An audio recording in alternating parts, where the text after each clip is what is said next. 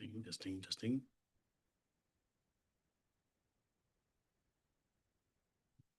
Testing, testing.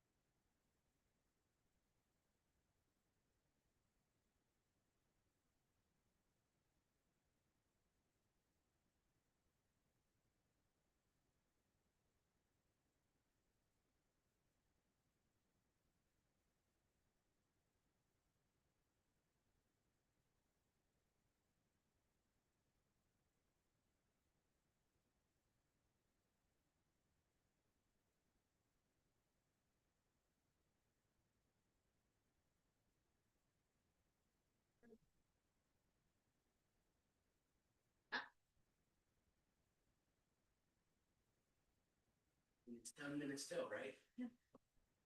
Might be treating it. Not too bad.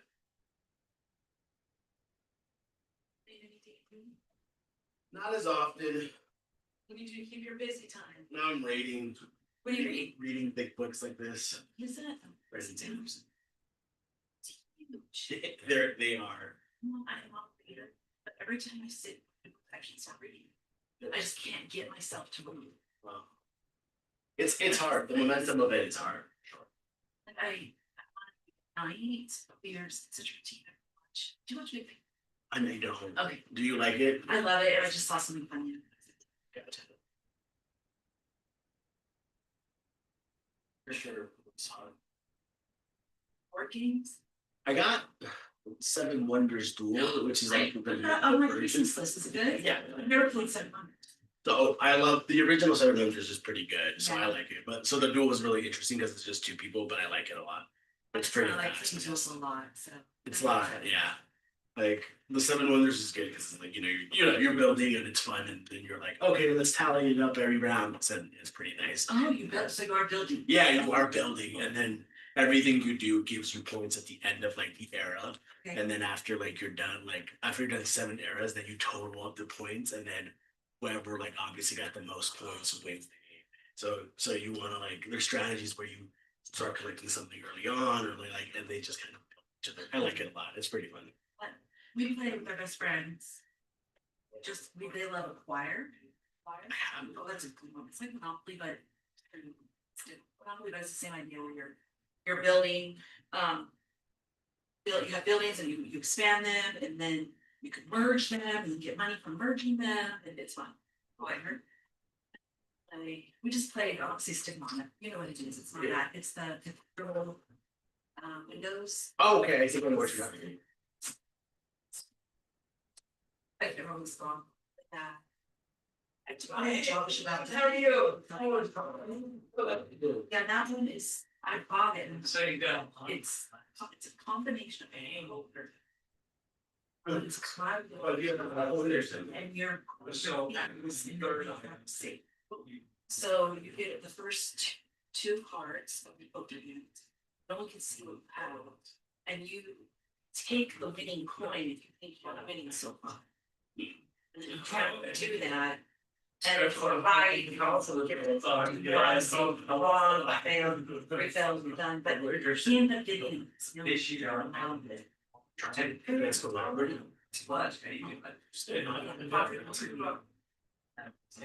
No, yes, but there is.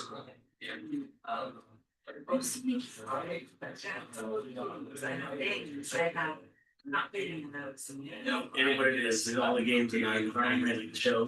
All the shows, We yeah.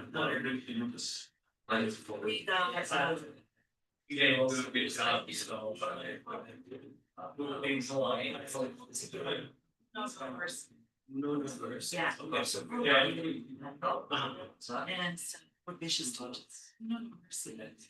Tell my friends to draw 10 cards. I mean, it's a I'll try that. It's cool. Nice. Good.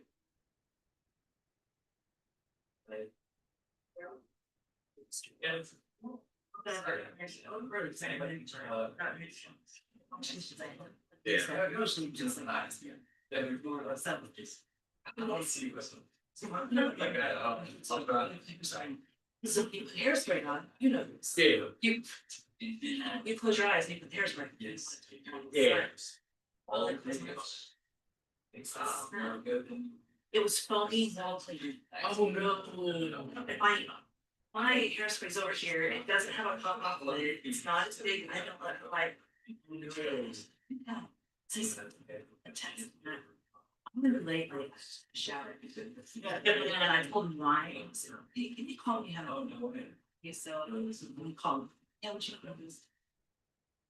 How you feel? Like, how do you do that? Yeah. How? So not being serious, right? Yeah.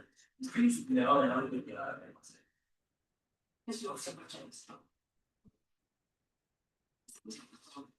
Hey, you're clever. There's something. No, I didn't think I would work out to you. College. I don't know. College. I got to do all Okay. 1996. Okay. She lived until she's 2000. Oh, Right, and it's really like, all of the girls are moving out. the clothes sheet. Yeah, yeah. Have you heard about any of those? No. No, like, I just realized this yesterday, and I'm like. That they're quitting, just, And we no, they just have like to they say, announced Ollie. yeah, like they said, oh, we'll just give you this one and then. You're not.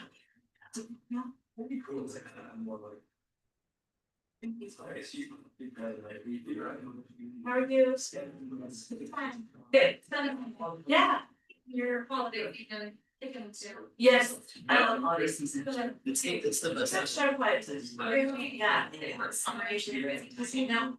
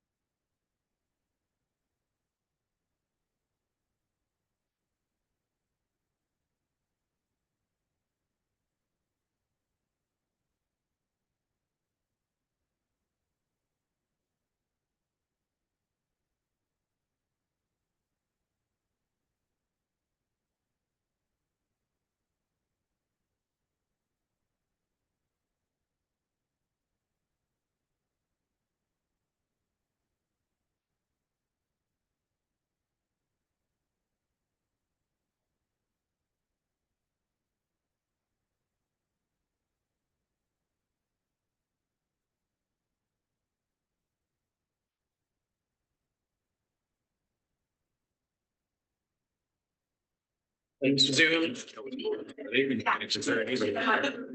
Okay. You don't think she's coming back? They're both on, okay.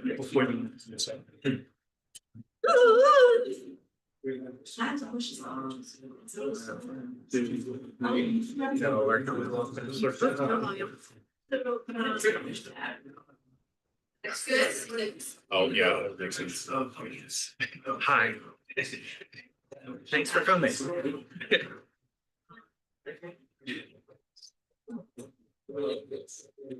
Welcome, everyone. Sorry, I don't have my usual gavel tonight, so if you didn't hear that, that was me using a pen trying to gavel us in. Welcome. This is our November 18th, 2025 City Council meeting. We're coming from a workshop where we discussed some park operations and security, some measures that we're going to be looking into in the future. So we will start today's marathon meeting. If you've looked at the agenda, we have a lot to do, and we're going to do it in a shortest amount of time possible. But we'll start with the Pledge of Allegiance.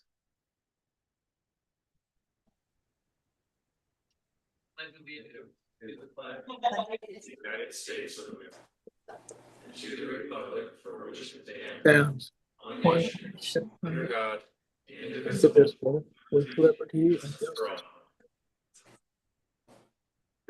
Okay, we also have two council members who will be joining us via Zoom tonight, throwback to 2020. But you may have heard one of the council members might have been joining us while we were doing the pledge. Rory, will you call the roll and see who is here? Yes. Councilmember Robinson. Here. Mikalash. Here. Brown. Here. Billings. Here. And Glover. Here. Very good. Okay, that's all five of us. We have a quorum and can proceed. The first item on the agenda tonight will be a Unified Police Department report, and as always, Chief April Morse. Good evening, Council. Thanks for having me. So just some update on everything going on at the precinct. So last month, our officers responded on 2,354 patrol calls. That resulted in 834 generated cases. The shelter officer specifically, 106 calls, and that's focusing on our unhoused population and areas around the corridor. And that resulted in 43 cases. So 462 citations were issued for the month of October. Some fun things. Canyon School District nominated one of our crossing guards, John Druce, as a crossing guard of the week. So Fox 13 came out and filled him in sight and gave him a little recognition, which was really cool to be a part of. They don't get recognized enough. With our fundraiser effort so far, we've gathered 2,200 items for the Connie Crosby Family Resource Shelter. We swore in 4 new police officers today. They still have to conduct their field training work and the training, so it will still be another 9 weeks before we'll see them out into the precincts, but it's a good start to get our staffing levels right. In addition to that, we purchased a new canine, our Kilo 5 position. They have purchased a dog. Right now, he's currently in quarantine until we get the all clear from the vet that we can put him into training service. So those are the issues that we have had at Midvale Precinct. The other thing is we applied for a SAFG grant and we requested a North Star DCB 5x7 foot dump trailer, which sounds weird for a police department to acquire a dump trailer. We had it out today. So with our unhoused population, it's not uncommon that when we have to transport them for services or some of them being transported to jail, they'll have a shopping cart of personal property. That personal property needs to be protected and they need to be able to access that later once they're released. So to be able to take a whole shopping cart worth of property, it's been difficult. So we were able to get a dump trailer with this grant. In addition, it can help us with some of our camp cleanups. So it's already proven to be valuable. It's also a nice resource for Midvale City if our public works ever needs it. So that's what I have for the report, unless there's any questions you have of me. I was just wondering if the dog is already named or do you guys name it when you get it? They So have the- such unique names. Yeah, it's a 13-month-old shepherd. Right now its name is Citi, C-I-T-I. It will be changed once the handler has some time. They don't want to name it yet till we know we get to keep it. So Yeah, but it's over at Midvale Precinct in our kennels. Thank you. Yep. And I think you said you're gonna bring Sci-Tie to see us at some point. Once they're trained, Yes. we know they're not gonna have an Thank accident you. on the carpet, Yeah. we'll bring them. Thank Oh, you. and I apologize, I almost forgot. Congratulations to Citizens Academy graduation. Mayor Gettle and Councilwoman Mikulesh also graduated, so thank you for taking time to do that. Thank you. It's our pleasure. Thank you. Mayor, on the next item, there was a communication error on what time they should be here. And so I believe they're targeting 7 o'clock. is when Okay. they Show up. Okay. Just for those in the audience, we're going to introduce some members of our youth council. They thought that they were supposed to be here at 7, but we'll come back to that. And I think we don't have to get a motion to proceed with public comments. We can just come back to that later. Okay, next up, we have public comments. Any person wishing to comment on any item not otherwise scheduled for a public hearing, of which there are several tonight, may address the city council at this point. If you want to step up to the microphone, you'll be given 3 minutes.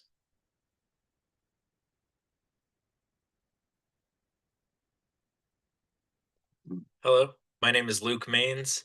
I'm the secretary for the Midvale Community Council. Just want to remind the community or inform the community that we're having a meeting tomorrow at 6 p.m. at the Tyler Library. It's open to the public. And on the 17th of December will be our December meeting, and that will be a potluck / like party for anyone on community council, family, and also anyone else who just wants to come join us. So please join us at either of those dates tomorrow at 6 p.m. or on the December 17th. Thank you. Well, as you know, Luke, I love Christmas and Christmas parties, so I will be there for the potluck. Is anyone else who would like to give public comment? Okay, seeing none, we will move along to council reports, and starting off as always, Councilmember Bonnie Billings. Thank you, Mayor.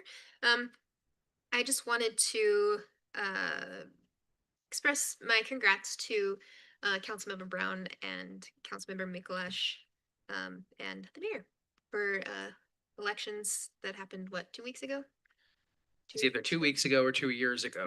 I don't remember at this point. But. I just wanted to say, this group up here is just we work really well together, and we're able to make good decisions to keep Midvale moving forward. And I'm really excited to continue that. Thank you, Councilmember Billings. Councilmember Paul Glover joining us on Zoom today. It's good to be with you. I'm sorry I'm not there. But the operation on my knee went well, and I just got to get through all this pain, which is not fun. I'd like to thank the city for the flowers they sent, and congratulations to all the incumbents that won their races. It'd be a great time to work with you. That's all this evening. Thank you, Councilmember Glover. We're all thinking of you and wish you speedy recovery. We hope to see you soon. Thank you. Moving on, Councilmember Heidi Robinson. Thanks, Mayor. I too would like to congratulate all of our Midvale incumbents. I also wanted to say thank you to anyone that participated in the election. We all know exactly how hard that can be. So anybody that's willing to put themselves out there deserves a big round of applause in my book. So just wanted to say thank you. And I'm really looking forward to seeing how the next couple of years go. Thanks, Mayor. Okay, thank you, Councilmember Robinson. And moving on, District 4, Councilmember Bryant Brown. Yeah, thank you, Mayor. Just want to say thanks to the current council members for the kind words on the election. I do also want to congratulate and the other two for winning their races. In the interest of time, I'll save some debriefing I think I had from what I learned, canvassing this time around. I do just want to also make sure I thank all the residents that voted, in my district, but all the districts. We had 34-ish%. 35% vote, which is pretty good comparatively to other cities, but it's still, means 65% of the people didn't vote, right? So we got to find a way to just, increase those numbers and get that activism, going in Midvale. That's all I have. Thank you, Councilmember Brown. And last but not least, District 5, Councilmember Denise Mikalash. Hi, I wanted to say hello from Cleveland. Sorry I couldn't be there. Also want to say thank you for the kind notes. Also learned a lot on canvassing and running and speaking with the residents that I'll say for a later time. I just want to thank everyone for the support, voting. I'm very excited to continue working with the city staff and everyone. Also want to say it was an honor to earn my Citizens Police Academy certificate. Amazing insight talking with that team and all the hard work that they do. I just want to say thank you for everyone that participated in the community fundraiser donation drive. So keep giving. There's lots of needs that need to happen over the next few months. So thank you. Thank you, Councilmember. For my report, in the interest of brevity, I will thank everyone up here for various things, winning elections, and for your kind words. Definitely appreciate that. I do want to say very quickly as well, thank you to all the candidates who ran this election cycle. We know, as a few of us have mentioned, it's not an easy thing to do. That's why we don't have 20 candidates running at each time to do it. But I do want to acknowledge the efforts of those who ran for office this time, and though they may not have been successful, they did raise some very important issues during the course of the campaign. So we appreciate everyone's effort. Real quick, one thing I wanted to note, we do have the fall leaf pickup, which is occurring December 1st through 4th. So the bags that are upstairs, we ask that you not put those at the curb for trash because they will not be taken. Excuse me, but we do have 2 dumpsters or 2 collection units. One will be at Midvale City Park. One will be at the Adams Street dog park. They'll be there December 1st through 4th. So we ask that you put your fall leave collection into one of those bins. Other than that, as I said, we have a jam-packed agenda. So let's just go straight through to our city manager report and city manager Matt Dahl. Yeah, I've got 20 minutes worth of Someone, yeah, because we were going to cut the mic, but thank you, Matt. The mic's probably not even picking it up, but thank you. So we have some public hearings. I think they're scheduled for 7. Okay. So we'll have to come back to the public hearings. We can't legally start them until the time that they were advertised to start. So I thought it says 6:30. Maybe I'm missing that. So the meeting starts at 6:30, but the Gotcha. Okay, so we will move along then to the consent agenda. We have one item for tonight. Consider the minutes of October 21st, 2025. Is there a motion to approve the consent agenda? Mary, motion we approve the consent agenda. Second? Okay, we have a motion and a second. Rory, will you call the yeas and nays? Yes. Excuse me, Councilmember Brown. Yes. Mikalash. Mikalash? Yes. Sorry, a little lag time there. Billings. Yes. Glover Aye. and Robinson. Aye. Okay, that passes unanimously. We will move along then to our first action item of the night, and that is to consider resolution number 2025 R68, accepting and approving the results of the municipal general election held on November 4th, 2025, as shown on the canvas report. Here to discuss that is our HR director and city reporter, Rory Andreasen.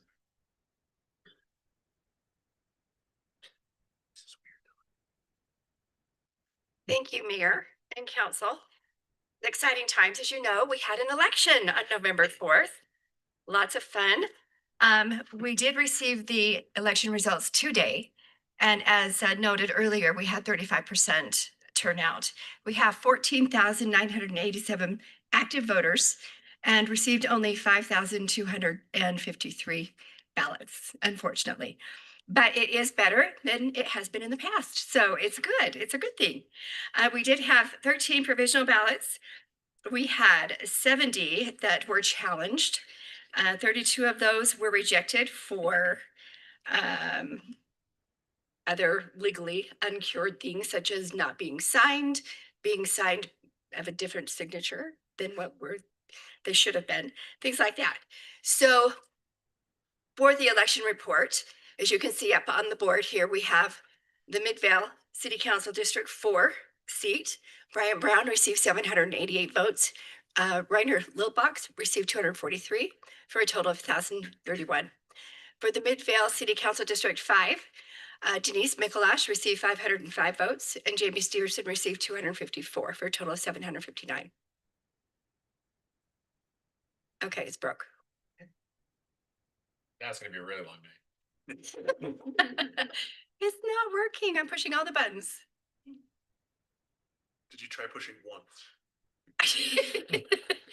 There was not one at the top. There's one on the sides. But I can see the light going on one, so it's definitely on. You can't see the light on? Yeah. Oh, there we go. Okay. For the Midvale City Mayor, this one I had to actually search for because this was the one that did ranked choice voting. So ranked choice voting for the mayor, Brandy Boyer received 1,075 votes and Dustin Gettle received 3,193 votes. Is that a record? It's a record. And David Fair received 975 votes. This was the one that was the ranked choice because there were more than, oh, look, it's timed. There was more than 2 candidates. So this might end by the time I'm through here. So as you can see, the winners are Mayor Dustin Gettle. District 4 is Councilmember Brian Brown, and District 5 is Councilmember Denise Mikulash. Are there any questions on the results? You also have in your packet a breakdown of the districts, the voting districts, and how the people voted, or how many voted, not how they voted, but how many voted. We don't know how. We don't know how anybody voted. No, we have no idea. Dispel that rumor. I do have a certificate that I do need to have the council sign once a motion is complete. Thank you, Rory. And thank you, Rory, for all the extra work you do during election season. I know it's very stressful for candidates. It's also very stressful for Rory. So thank you for all you do. Also, real quick, special shout out to District 4 with that 41% voter turnout, which is exceptional for a municipal election. So District 4, we need to replicate that in Districts 1, 2, 3, and 5. There is a motion for the council to consider. Mayor, I move to approve resolution 2025-R-68, accepting and approving the results of the municipal general election held November 4th, 2025, as shown on the canvas report. Second? Okay, we have a motion and a second. Rory, will you call the yeas and nays? Yes, Councilmember Mikulash. Yes. Billings, Yes. Glover, Aye. Robinson, Aye. and Brown. Yes. Okay, that passes unanimously. And we will have a swearing in ceremony on of all days, January 6th, 2026. So stay tuned for that. We'll have some information about that event. Moving on, I understand that we need to skip action item B for now because it is very much related to at least one or maybe 2 of the public hearings we have tonight. So if there's a motion from council to come back to action item B and just move to consider action item C at this time. So moved. Motion and a second. All those in favor say aye. Yes. Yes. Yes. Any opposed? Okay, we will move on then to action item C. Consider resolution number 2025 R63 authorizing the execution of a lease agreement with Midvale Main Partners LLC and waiver of the associated annual rent for the use of a newly constructed bulb out. Sue Armitage in the front row loves bulb outs, located on the east side of the building at 7598 South Main. And here to talk about this, Katie Thorne. Katie. Thank you and good evening, Council. Tonight, I'm bringing you a right-of-way lease agreement with the Midvale Main Partners. This is proposing the construction of a new bulb out located at 7598 South Main Street. As you can see in the picture provided for you, in the outlined area within the red box is the proposed area for this bulb out. The proposed improvement will go in front of a commercial space on the ground level of the West Main development. This commercial space is going to be housing Blacksmith Ice Cream Co. and will provide outdoor dining for them. These proposed improvements have been approved by the Planning, Public Works, and Engineering staff.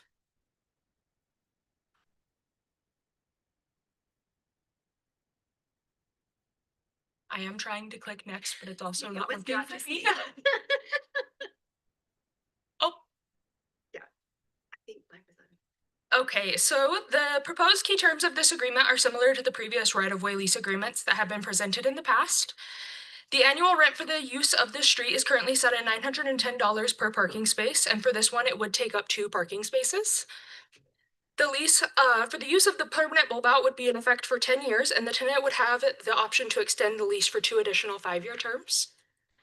The tenant shall not make any improvements to the premise without first obtaining written consent from the city. Additionally, the tenant shall carry a policy of general liability insurance. Similarly to previous right-of-way agreements, per the terms of the proposed agreement, the city may at its discretion waive the required fee if a determination of an economic offset is established. City staff does believe that there is an offset due to the following reasons. It enables opportunities for restaurants on Main Street to provide additional outdoor dining, establishes new and creative opportunities along the street, provides preservation and enhancement of the street. It also enhances pedestrian safety and offers ongoing maintenance of the 2 parking spaces, which will then be used for outdoor dining by the tenant at no cost to the city. We believe that it is a net benefit, and we should forego the annual rent of $1,820 for the space. And then staff recommendation is approval of the right-of-way lease agreement with the Midvale Main Partners and the waiver of the annual associated rent for the bulb out located on the east side of the building at 7598 South Main Street. We are also asking for the council to suspend the rules for this agreement, as the Midvale Main Partners would like to begin the construction of this bulb out prior to winter weather conditions.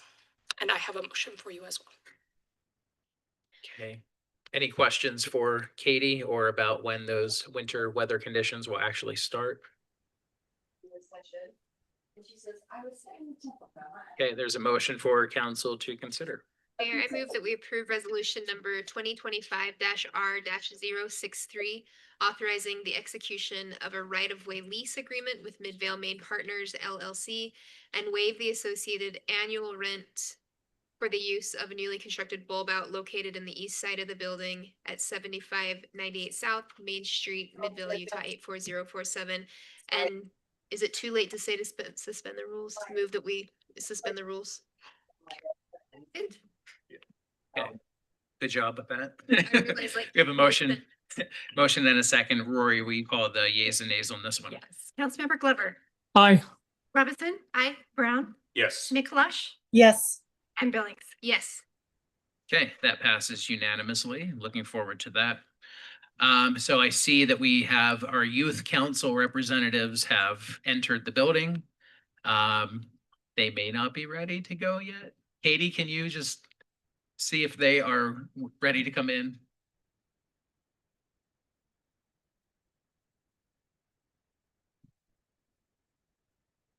Okay, 2 more minutes. We will move on then to action item D, consider resolution number 2025-R-69, authorizing the mayor to execute an agreement for compensation for property improvements and conveyances with Zachary P. Eldridge and Lindsay E. Eldridge in connection with the 2025 roadway and utility improvement project. Here to discuss that, making her way up here with a tie, so we might know what that means, is Kate Andrus. Yes, thank you, Mayor, and thank you, City Council.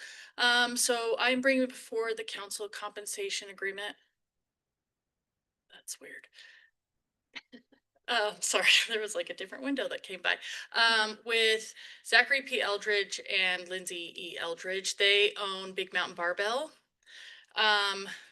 And this is in regards to the Stagg Street or the 2025 street improvement and utility construction project. As part of the improvements, I promise I'm not touching it. For that project, we are putting in curb, gutter, and sidewalk. And in addition to that, we have a new apartment building that's coming in. I provided these visuals to kind of show you where the power lines are located along Stagg Street. As you can see in that first photo, there are power lines that are really close to that apartment building. And then as you go down south on Stagg Street, where we're putting in the curb, gutter, and sidewalk is actually right where some of those power poles are going. So Knowing this in advance, we've been working with Rocky Mountain Power for a new design to underground the 2 power poles on the north end, and then to move the power poles on the south end of Stag further east. So as we're doing that, we've been acquiring right of way, but we will need to get additional easements for some switch box gears that Rocky Mountain Power needs to put in. And then the way that Rocky Mountain Power, Big Mountain Barbell is situated. There we go. A lot of these improvements is going to have a huge impact on their parking. So we've been working closely with them to obtain the right of way and the easement, but we are compensating them for lack of better words, the disruption that it's going to do to their parking lot. So as part of the design, we just redesigned their parking so that they could have the same number of parking stalls. And then we also figured out a way to lay out the sidewalk and then the switch gear box. So the terms of the agreement, for the right of way, the city is going to compensate them the $4,752 for the property that they're conveying to us. This was based on a recent appraisal of a neighboring property. That's where we got the cost per square footage. And then we'll also be compensating them for the easement that will be granted to Rocky Mountain Power. We will be compensating them to restripe the parking lot. They also have a current sign, which is located where we are putting in sidewalks, so we will have to relocate that. So we will either relocate it, or the owners of Big Mountain Barbell have mentioned wanting to get a new sign. If that's the case, then we would just take the cost that would have gone towards relocating the sign. We would give that to Big Mountain Barbell, and they could choose to put that towards a new sign and installation if they were to choose to do so. And then on the north side of the building, they have a large air conditioning unit. We are putting curb, gutter, and sidewalk in there, and so they will have to relocate that. So the city is also agreeing to reimburse them for that relocation. So the proposed compensation agreement would result in a total estimated cost of $16,973. These funds would be provided through the 2025 Roadway and Utility Improvement Project Fund. And West Main Development does expect to be completed by December 19th. And in order to obtain occupancy for that building, they do need the roadway improvements for Stag Street and Depot to be finished by then. So we're hoping to suspend the rules so that we can get those easements and right-of-ways in place so that they can continue to meet that deadline and avoid any delays. And I'm happy to answer any questions. Thank you, Kate. Any questions from council? I'll leave other things aside, we'll for you to learn. Okay, hearing something, but not exactly sure what that was. No questions from council. There is a motion. She's wearing the bolo, which means suspend the rules for those in the audience. Is there a motion from the council?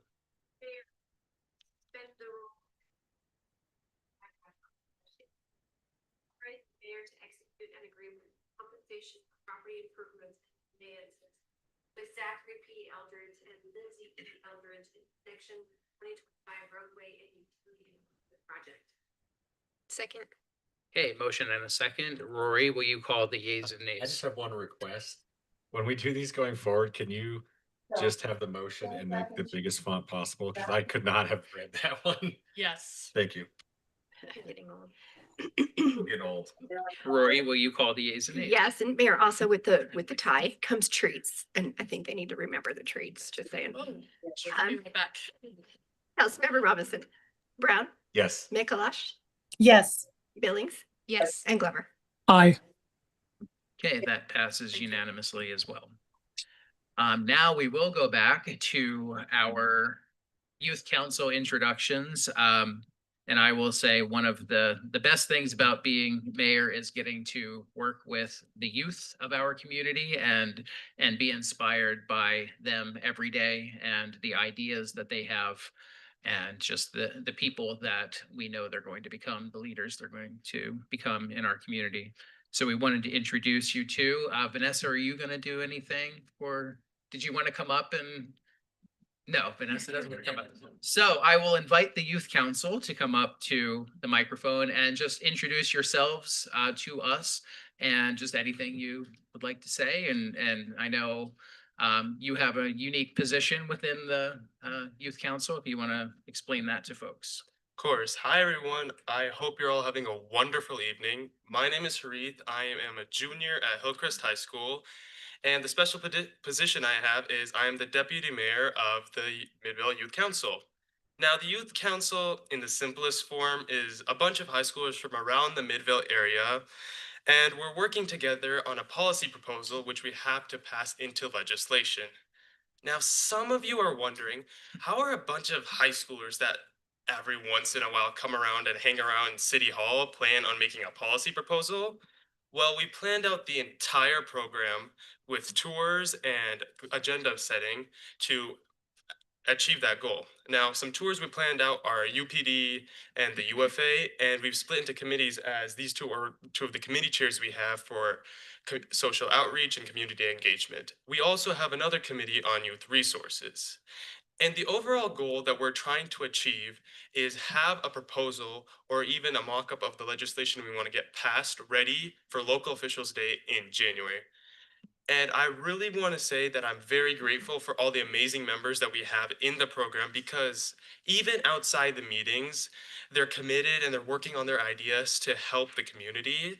And I also want to thank Vanessa, Kwai, Mariah for how much effort they're putting in supporting us, and as well as you all on the council for giving us your support and resources so that we can actually fulfill what we want to do within this program. Thank you so much. Do any of you guys have questions regarding anything I said? Any questions for Deputy Mayor Harith here? Thank you. It's going to be a fun year and action-packed, I hope. Yes, please introduce yourselves too. Oh, yeah. Hi, my name is Genesis Faris. I am currently a senior at Hillcrest High School. I'm currently into 2 squads. I'm in a Hope squad, and I'm also in productions company of Hillcrest. While being in committee chair, we've talked about some ways that we want to improve our community.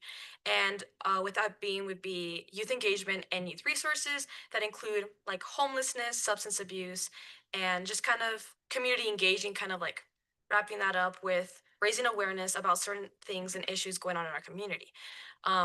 So kind of just being an advocate for those issues, kind of sharing that and sharing the message so that everyone can become aware of what's going on.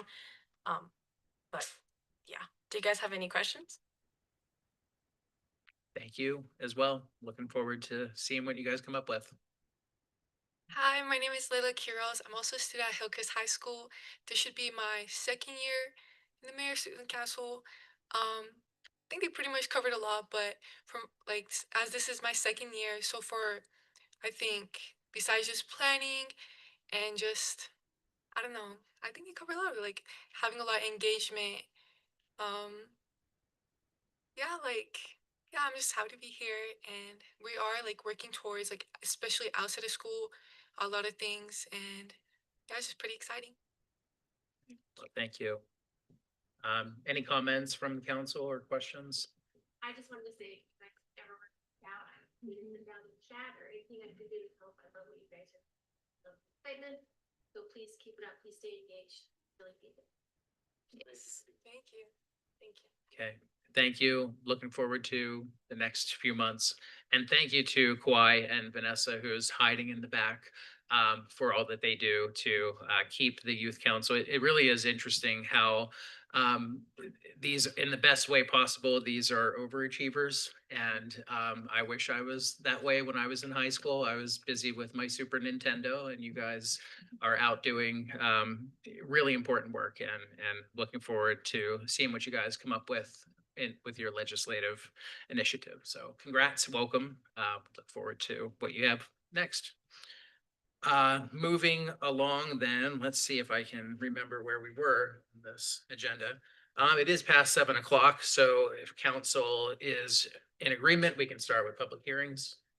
Okay, I'm seeing head nods. We will start with our first public hearing, that is to receive public comment regarding the sale and property located at 362 West Center Street to Salt Lake County, and authorizing the mayor to execute the agreement for purchase and sale of real property, Midvale Park Operations and Maintenance Interlocal Agreement, and right of first refusal, AKA the library. And to talk about this, City Manager Matt Dahl.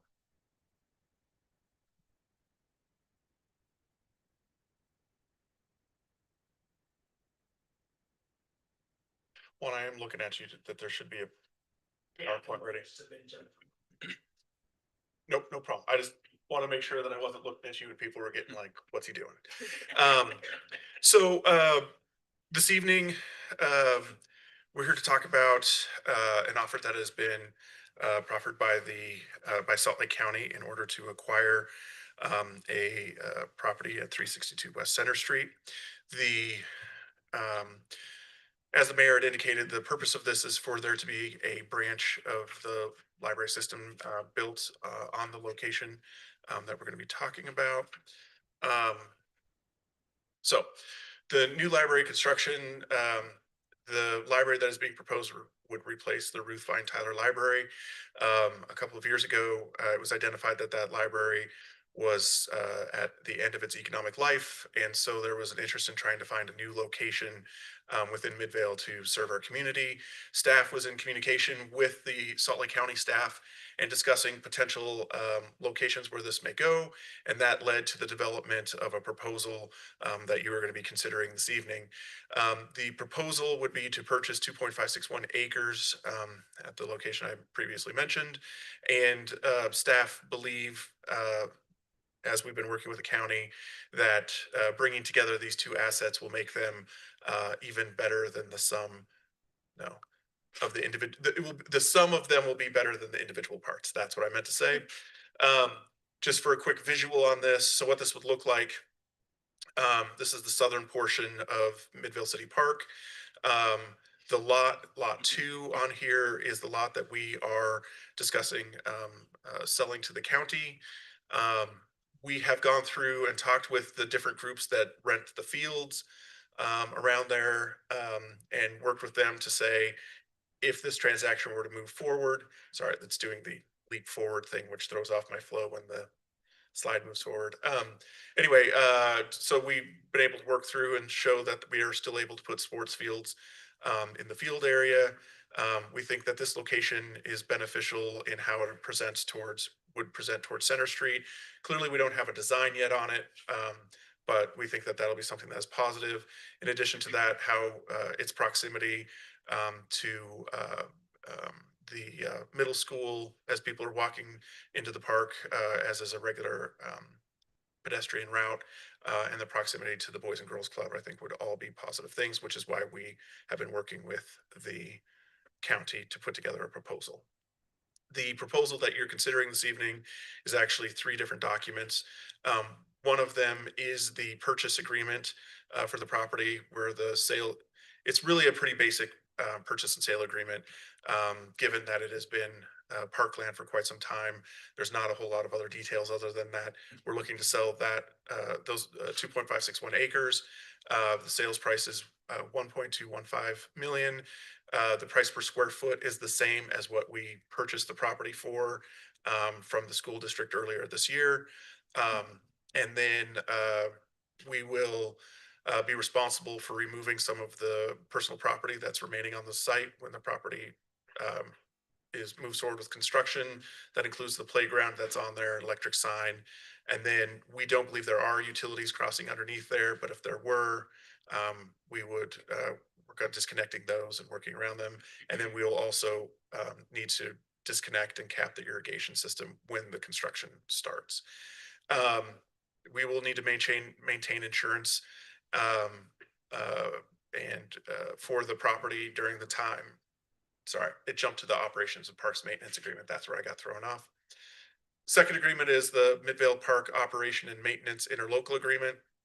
Sorry, I've covered some of this already, but the general gist of this is that the park will continue to operate like the park until they start construction. We will be able to, for example, when you saw in that image, the parking lot is part of that is part of the lot that we're looking at selling, and that until the construction starts, that parking lot will be continued to be a parking lot that serves the park. The primary thing is that we would not be able to enter into any new leases pertaining to the property that we're selling. And that is something that we have been working on. By the time we close, we need to have all of the leases worked out, and essentially we have that already so that they no longer include the piece of property that we're looking at selling. And then the final thing that's part of this agreement is the community design participation. We've spoken with the county and included in this agreement that a city representative will participate in library design process to ensure the alignment with the community needs going forward. That being said, there had been some previous discussion about trying to come up with a more formal, what does this mean? But given that the county does not have a design committee set up or any of that kind of stuff, we've agreed that we will work together on how we participate going forward in that design. And then the third document that's part of this transaction is the right of first refusal. The right of first refusal is just gives us the opportunity that if in the future the county receives and is interested in allowing the property to be sold to a bona fide third party, we would have the ability to essentially match the offer. Technically, it says we have to actually make our offer $1 more than what's being proposed. But then we could then purchase that library property back and add it back into the park. Clearly, that's sometime well down the line, but we are making sure that we're protecting our ability to make sure that that remains an asset for the community, whether it's library or just returns to be part of the park. As part of this too, there in the agreement, as you probably saw as you read through it, there are a series of timelines that in case we're notified that they want us to proceed with the, if we're notified that they're interested in proceeding with selling the property, there's a series of notices about how long we have to let them know that we want to exercise. There's a period of time for where they have to provide us with a title report. We have to decide if we want the title report, and then finally how long it takes to close. And those were all things that we negotiated with them. And then finally, if we do exercise the right of first refusal, we would have to cover the closing costs. Clearly, the documents cover a lot more terms than that, but like I said, in the end, the transaction itself is a relatively simple transaction. With that, the only other thing I'd say on this is, first of all, we have some representatives from the county here this evening, if anyone would like to ask them any questions. And then second, it has been great working with them, and I look forward to your decision on this. And if you decide to move forward with it, the opportunity to work with them to gather community input and hopefully come up with a great design that everyone's going to appreciate at this location, I think will be something that would be good for us. Again, if you choose to decide that. I recognize I've been using a lot of positive language, like you've already made that decision, so I apologize for that insufferable positivity. I think that's about all I wanted to cover for now. Does anyone have any questions for me? So Matt, I do know when the transition happens and there's that where the Ruth Tyler Library is now, there's going to be a lot of anxiety about that, right? And, I think we, if we could, we would try to purchase it or something, but I don't know if the county would do that. What worries me is county and state seem to be fine just sitting on it properties, right? And I think that's unfortunate with a lot of the situations going on between housing and the opportunity for vandalism or whatever, right? People can, use the buildings for things, and, kind of disappointed that we don't have a little bit more direction or movement on that old property or input. And I know that's not necessarily on this decision here, but I just want to make sure we're always sort of talking about that, because it would be good for the community to know, because it's in the middle of a neighborhood, right? Yeah. So a couple of things with that. We have had discussions with the county and expressed our interest in however their process of disposing of that property, that we could be involved with that. At this point, they can speak to sort of where their position is, but they don't know what they want to do. But I believe what I remember hearing is that the library doesn't have an interest in holding that long term. But again, I'll let them speak to that. The one thing that I can provide is a couple of things. One, so there will be a design process and construction, and so we are a couple of years out Right. from the library closing, unless uh, a major system breaks down or something like that there. I believe that's correct, right? Okay. The other part of it is that that area is zoned SF1, which is a single family home zone and has limitations on what could go there that of course we can never guarantee that that people will love exactly what goes there, but those limitations should prevent some of the things that they're most concerned about going into that property after it is available for development. Yeah, I think the nerve, there's several sort of layers to that. And that's what I mean. I get that there's sort of a timeline, but like we have a UDOT property and a UTA property in this district that grow 10-foot weeds, right? And we have to yell at them until they finally decide to, oh yeah, this is right next to a bunch of homes and this looks really bad, right? And that's what my initial fear will be, right? Right away when that transition is they treat it like all these other government entities that don't seem to care about Midvale as much as we would like them to, and it looks bad, right? And then the next would be what, the use case was. I do know it's zone SF1 and we can control that to an extent, but we just want to make sure it's right in the middle. It's a kind of a weird spot for a library anyways. Granted, like Coolidge at that point didn't have homes and stuff that was built, so maybe it didn't feel as much like a neighborhood. But I just want to make sure that that transition out is as painless as possible. Because those people, they matter.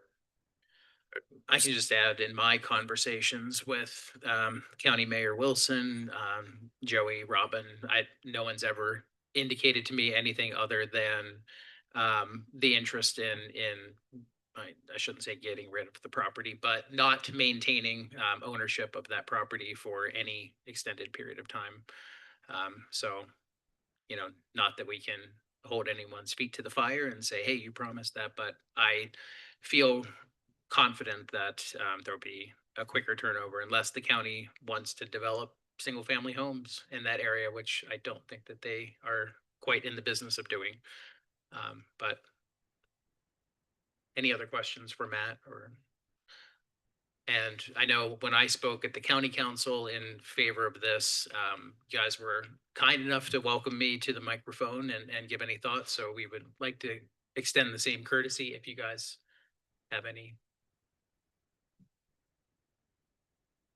Welcome, by the way. Thank you, Mayor. Congratulations on your reelection. Thank you. Hello, everyone. Thank you for having us here today, and thank you for the kind welcome. I'm Robin Shalhoub.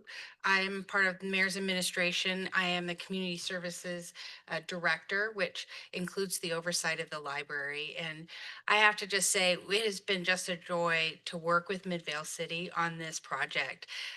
The mayor has been so welcoming. But Matt and Nate have been so fabulous to work with over the last year as we think about how we can replace the Ruth Vine Tyler Library.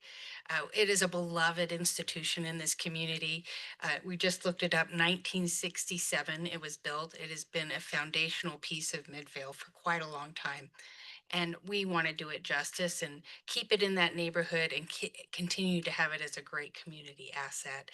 And so it's so important for us to connect with the community, having the community involved as we move forward with the design and construction of this library. You have that strong commitment from us and our stewardship of the old library and how we dispose of that. We really value the residents in that area and want to ensure that we're continuing to create a meaningful, safe location for them in that area and don't want to have it as a weed building or anything like that. We would have good stewardship of that as we move forward with the disposition. But I would love to introduce Joey McAmey, the library director, so she could speak specifically to her excitement for this new library.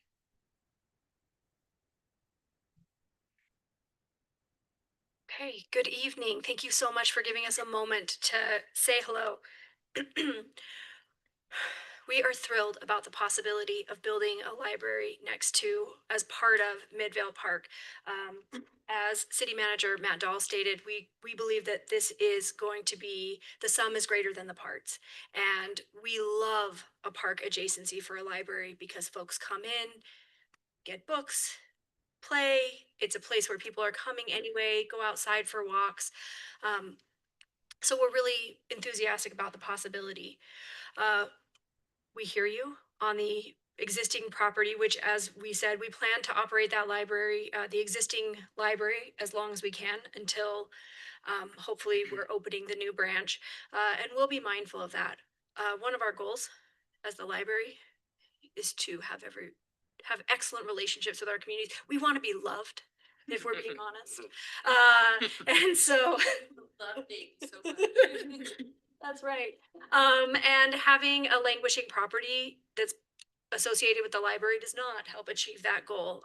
We want to have the trust of the communities that we're serving. And so that's an important piece of that. We're talking about a couple of years down the road. And so you have my good intents and our commitment to do what we can to make sure that the resolution is satisfactory to the residents of Midvale. But if I could, I would just take 1 second to tell you a little bit about what our relationship with the residents of Midvale this past year. So the last year we had 90,000 visitors to the library. Those are duplicated numbers, as you might have guessed, with nearly 800 new library cards, almost 12,000 computer sessions, almost 14,000 people attended a library event. 176,000 items were checked out. Those are books, media, or Library of Things items. And over 3,000 people attended our classes and educational events. So we have 8 bilingual staff so that we're making sure that we're serving the residents of Midvale. And I'm sure most of you know Davey. Will you give a wave? Who's Everybody knows Davey. We're so lucky to have him working for our system, and we're so excited that he is a part of this community. So thank you so much for the work that we've done to get to this point, to be able to bring this proposal to you. And thank you for embracing our staff and the services that we provide as a system. And before I conclude, I just want to mention a couple of things, which is first, the Midvale team has worked steadfastly to make sure that they are lobbying for the city's and residents' interests through this process.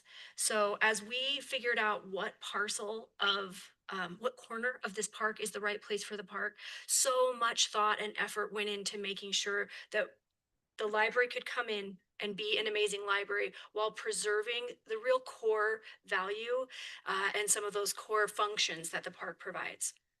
And the second piece is, as Robin touched on this, related, because we want to make sure nobody wants to bring in a library and have it ruin something else. So what we want to do is make sure that this is a win-win prospect. And that's how we approached it leading up to this moment. And that is how we will approach it going forward. There will be heavy community engagement and involvement to make sure that the library that we build is the library that's right for Midvale. We love this community. We know a new branch is overdue, and we are thrilled about the possibility of moving our new branch here. So thank you so much. Thank you, Robin. Thank you, Joey. Any questions for Robin or Joey while they're up here? I appreciate it. I know my comments are harsh or hard.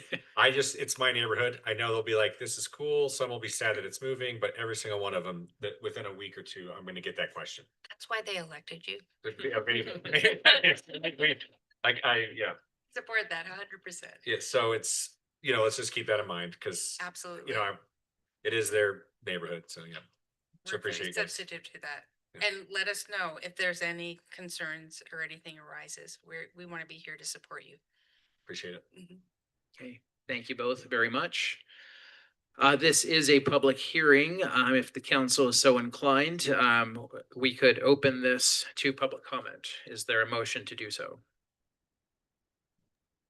Mayor, I motion that we open a public comment. Second. Okay, we have a motion and a second. Rory, is that a roll call? Yeah. No roll call. All those in favor of opening public comment, say aye. Yes. Yes. Yes. Aye. Any opposed? Okay, this item is now open for public comment. If there's anyone in the audience who would like to give public comment on this item, please step up to the microphone. You'll be given 3 minutes.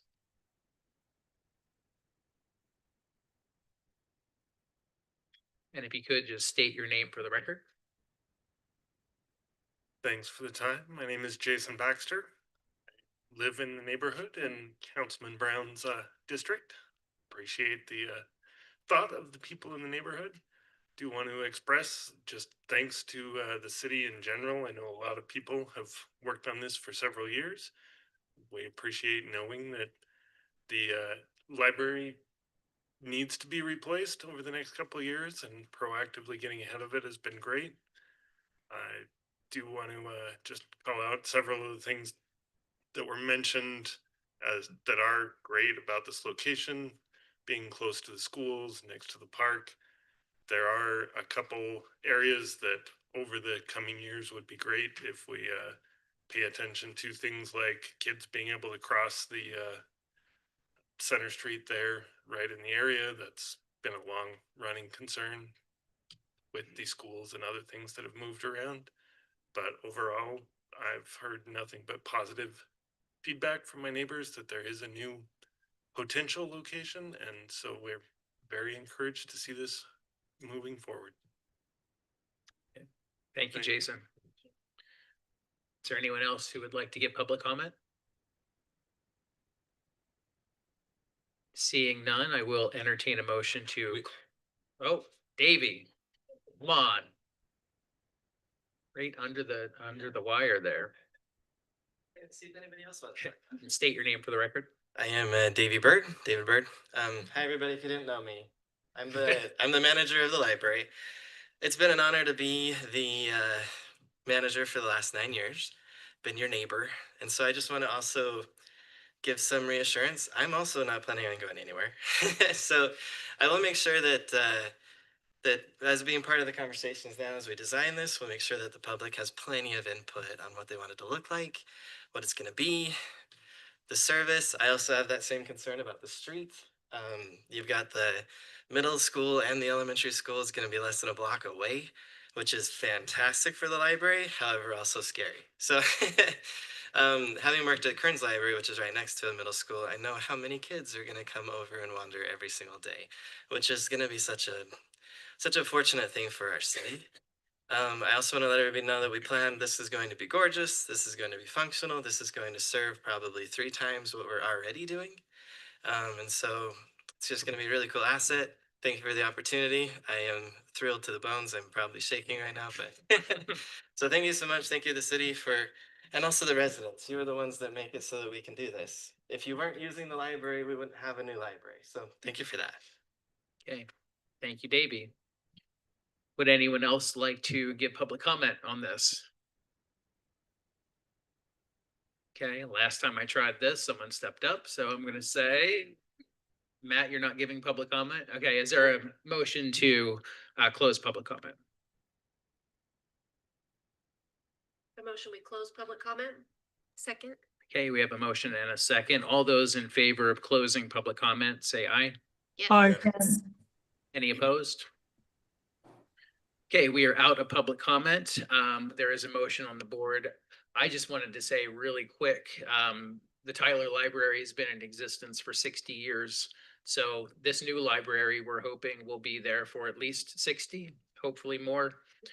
And so this is a rare opportunity for us as a council to do something that's going to, really cement a legacy for the next 60 years. So I know there's been a lot of excitement up here at the possibilities. It's also nice as an elected official now to be able to tell people about the library plans and exactly where it's going to go, because that was probably the worst kept secret for many months, but now we can say it, and I think all I've heard is excitement from folks. So appreciate all the efforts. I do want to call out Matt and Garrett and Nate specifically for all that they've done to get this deal in place. And of course, our county partners as well.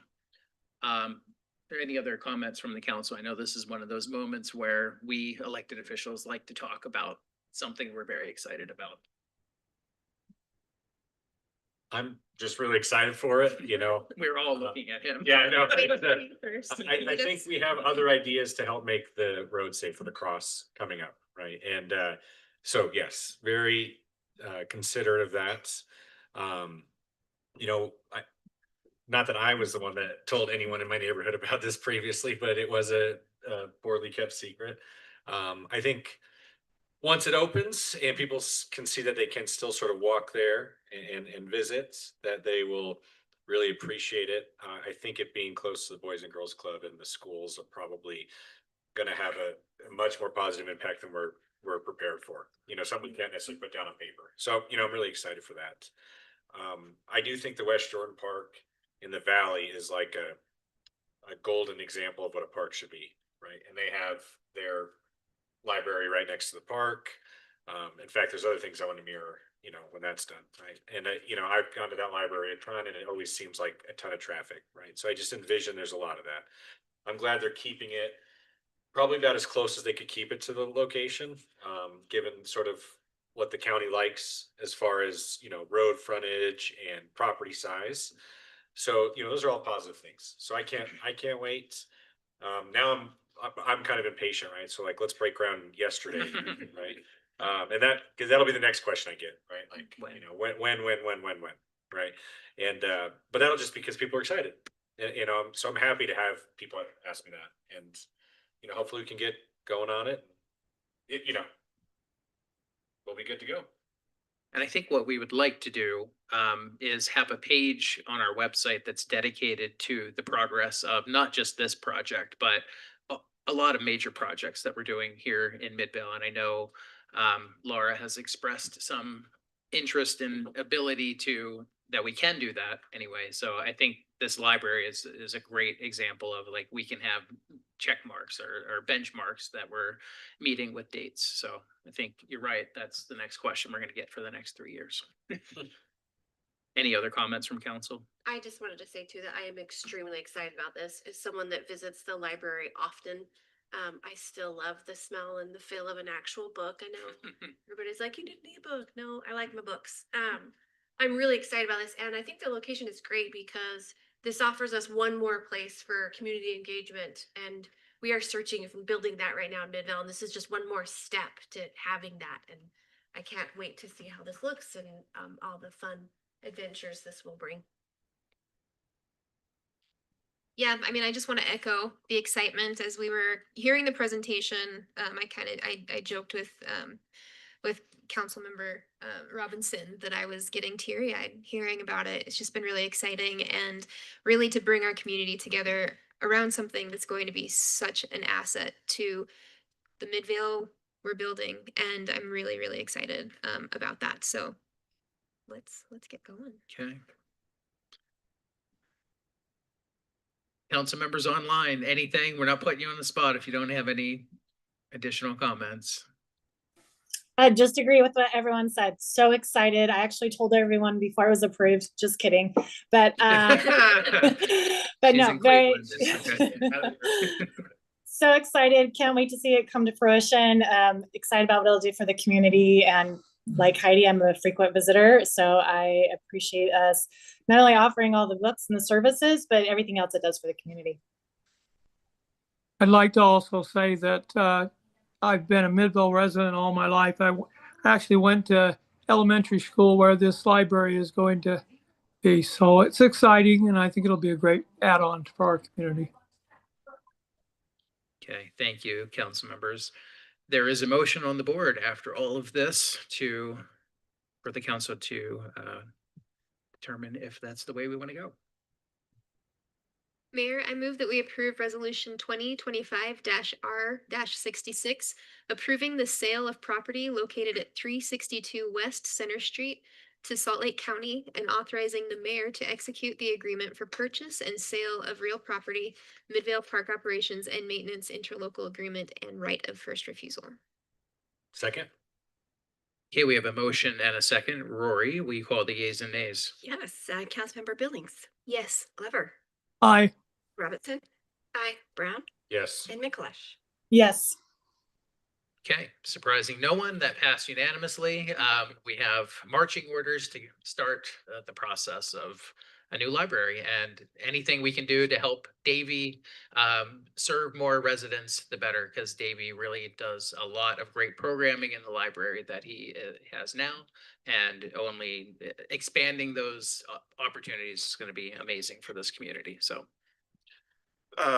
We are looking at closing by the end of the year, and once that's done, I think we'll be able to start providing more regular updates on the progress of the project. So I appreciate you guys and your support for this project.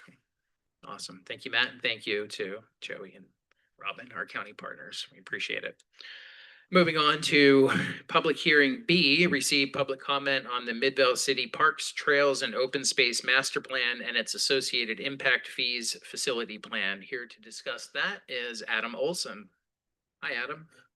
Thank you, Mayor and Council. I'll just give a brief introduction.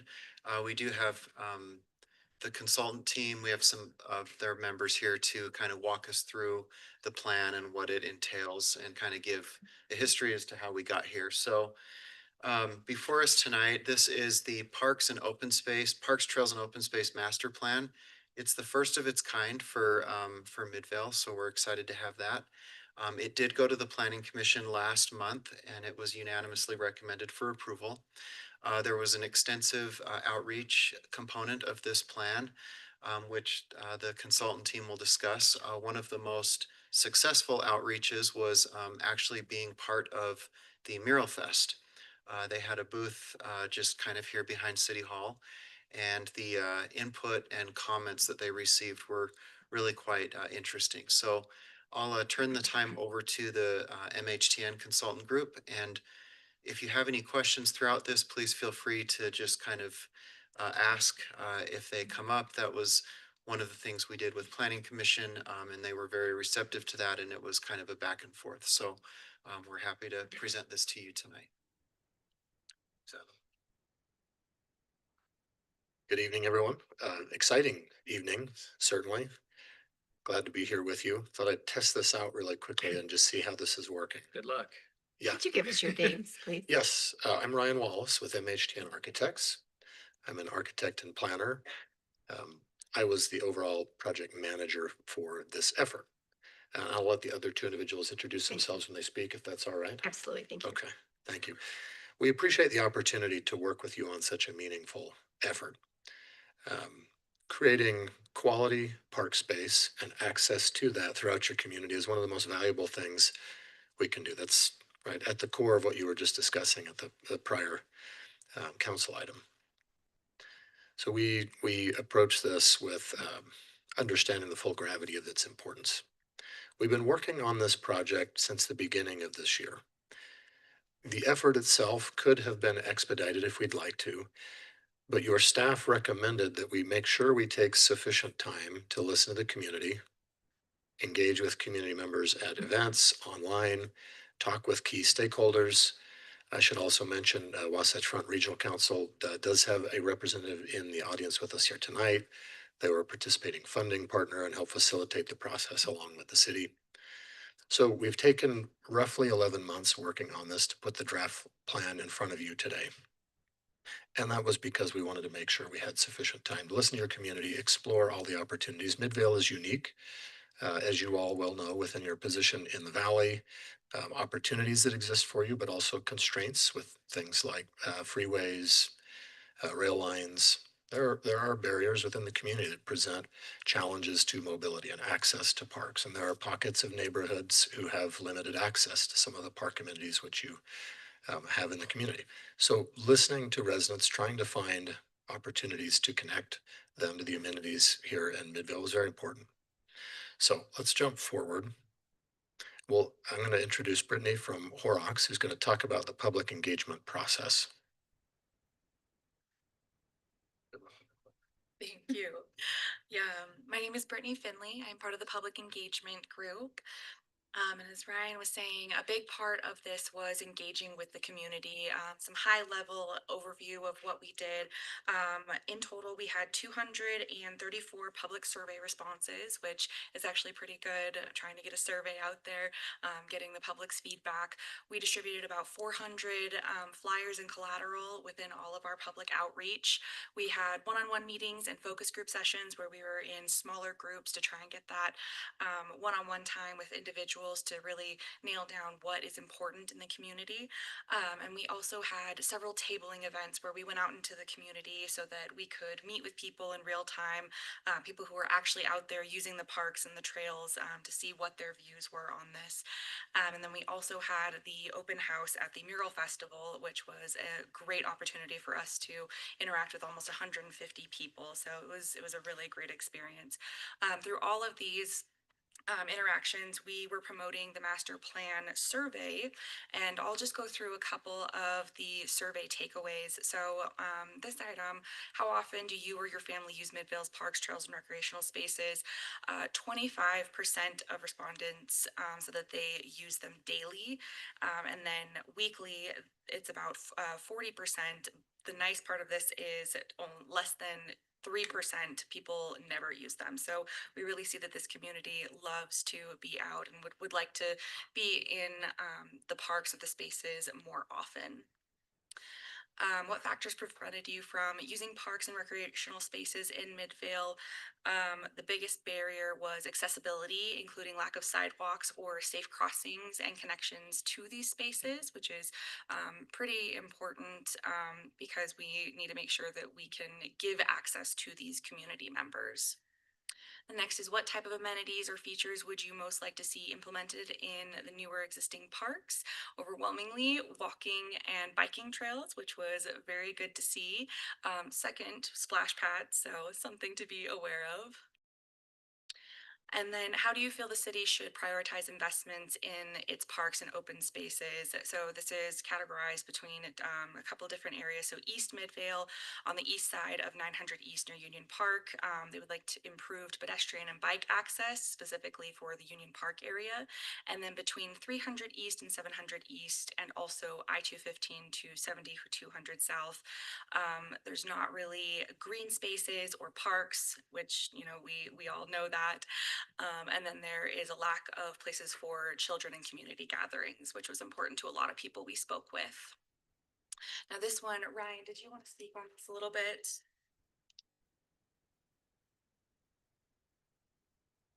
Sure, just a bit confusing because you've got quantitative and qualitative information combined here. So in an effort to not skew responses, we allowed people to rank which of these were most important to them. So we were asking, in what ways would residents would like to see the city focus their efforts in improvements? So for instance, if you take Canal Trail Extension, far and away ranked number one, but also received the most overall votes of 1, 2, and 3.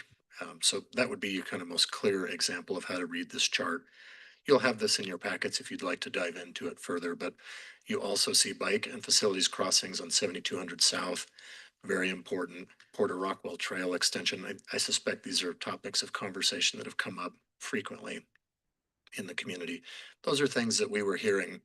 You see State Street crossings as well, and tonight we talked about Center Street. That is also showing up on here. Thank you, Ryan. And then this was one of the fun activities that we had at the Mural Fest. So we polled everyone asking how should the city prioritize investments into its parks. And the number one thing that came up was maintaining and improving existing facilities. And then the second item that was most popular was adding more amenities like seating, lighting, and restrooms. A couple of other comments that we went through or that came into us, focusing more on investments on the parks and trails that we have right now, especially to the east where the gaps of service are, improving crossings across major corridors, specifically Jordan River, incorporating more amenities like seatings, tables, dog parks, amenities. More signage and opportunities for fitness challenges like mile markers or designated jogging routes. And then improved walking experience specifically along Center Street and near the underpasses. And then maintaining existing facilities and expanding recreational services. We heard a lot from several mothers who were saying they would really like to have all of their children's activities in the city, but unfortunately they're not available, so they have to go outside of the city. And they said, I would really like to keep it within our city if possible. And then more improvements and amenities at Jordan Bluffs Regional Park.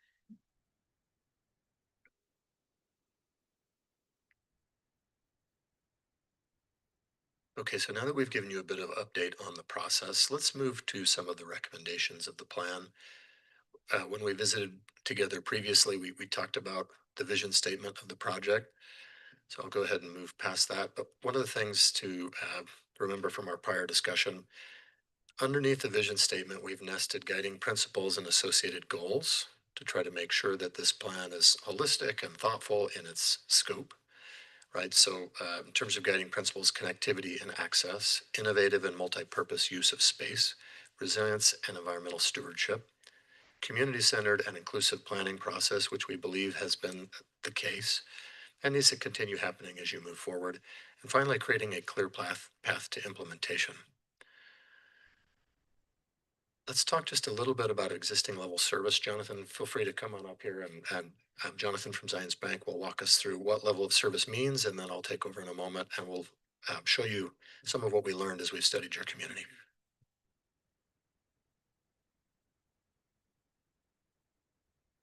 Good evening, Mayor, council members. My name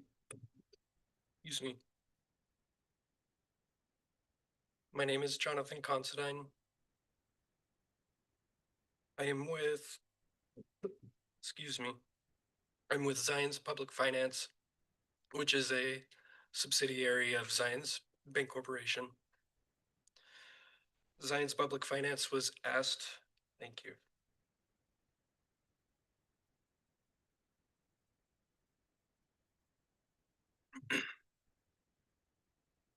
Zions Public Finance was asked to create an impact fee facilities plan in connection with the Parks, Trails, and Open Space Master Plan.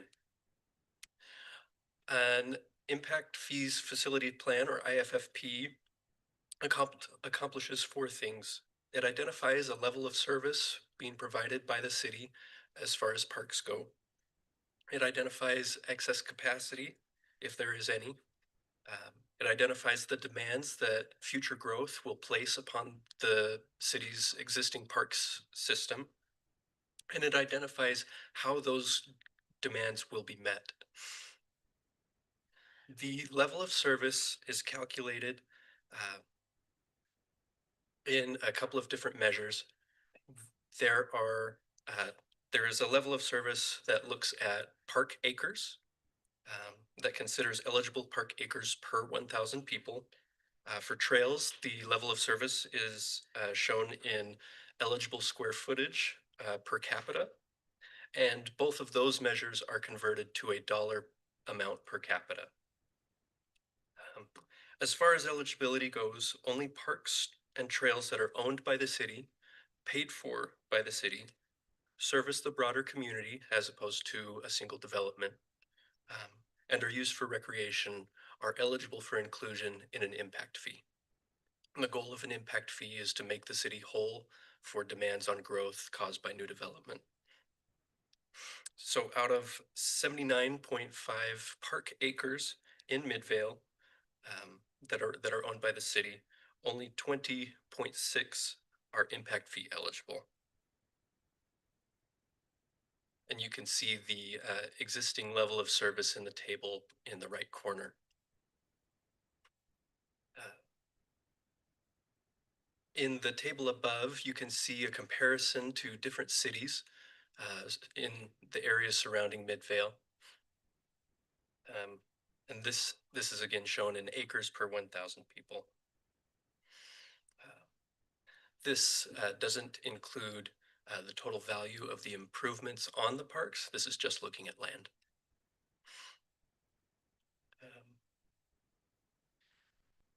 These communities were chosen based on geographical proximity and similar population size. And they're also ones that Zion's Public Finance had information on. The IFFP proposes maintaining the level of service. So you can see in the bottom table, the numbers are the same. An impact fee can't be used to increase the level of service. The most you can do with an impact fee is to maintain the level of service. And this level of service, again, does not include all the park acres in the city. These are just, this is just a measure to be used for impact fee purposes.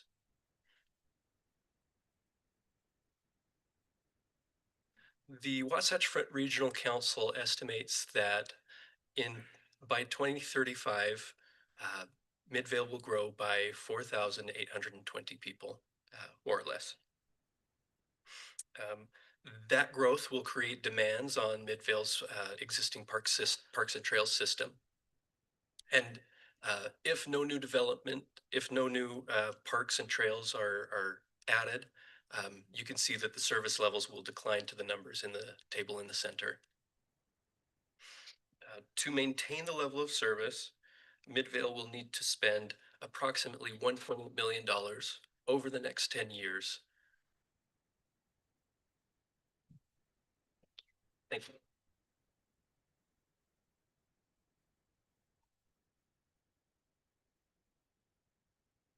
Okay, let's look at some images here just quickly. So if we look at your community today, recognizing each of your park facilities, what you're seeing in these circles are a crop region depicting a radius around each of the parks, and depending on the level of facility provided, that is associated with a level of service. So if we take a local park, for instance, that is thought of as a park that could provide its services and amenities to a 1/4 mile radius around itself, whereas community parks are up to 1 mile. One of the most important aspects to take note of are you do begin to see, particularly in the central and eastern portions of Midvale, gaps emerge, and maybe a very tiny gap on the westernmost portion of the community. This is existing level of service today. One of the things as we talked with your staff was recognizing Midvale's unique position, geographic position within the valley, and that there are communities on all sides of you also offer park facilities. So in order to identify the most acute park needs in terms of prioritizing where you might want to establish or expand your park offerings, we were asked to look at communities around you, which we've done. And from this, you begin to see the eastern edge of those gaps begins to be obscured if we take into consideration park facilities in other communities. And again, those are very different than the levels of service, which Jonathan just spoke to us. We see our gap on the western edge of the community vanishes, but still in kind of the central part of Midvale, you see gaps remain.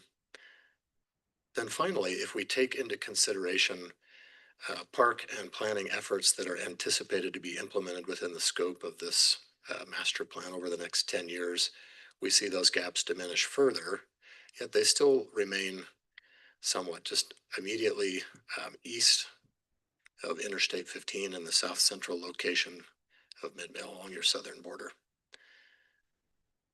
One of the things that I will mention is that a significant portion of this project was thinking about trails and active transportation connections between existing amenities to make it easier for your residents to move about. So if we jump back for just a moment, looking at these two remaining gap areas, and then move forward, if this extension of the Port of Rockwell Trail could occur in the future, that would dramatically reduce some of the challenges that those areas are experiencing in terms of access. Similarly, with Center Street and 7200 South improvements as being recommended, in which we know you're moving on actively within your community, those also would provide great access to help residents in those areas move east and west to existing park amenities. So some of the efforts, I guess the point is, some of the efforts you're already working on and well aware of will already help overcome some of these lack of service that you see in these areas.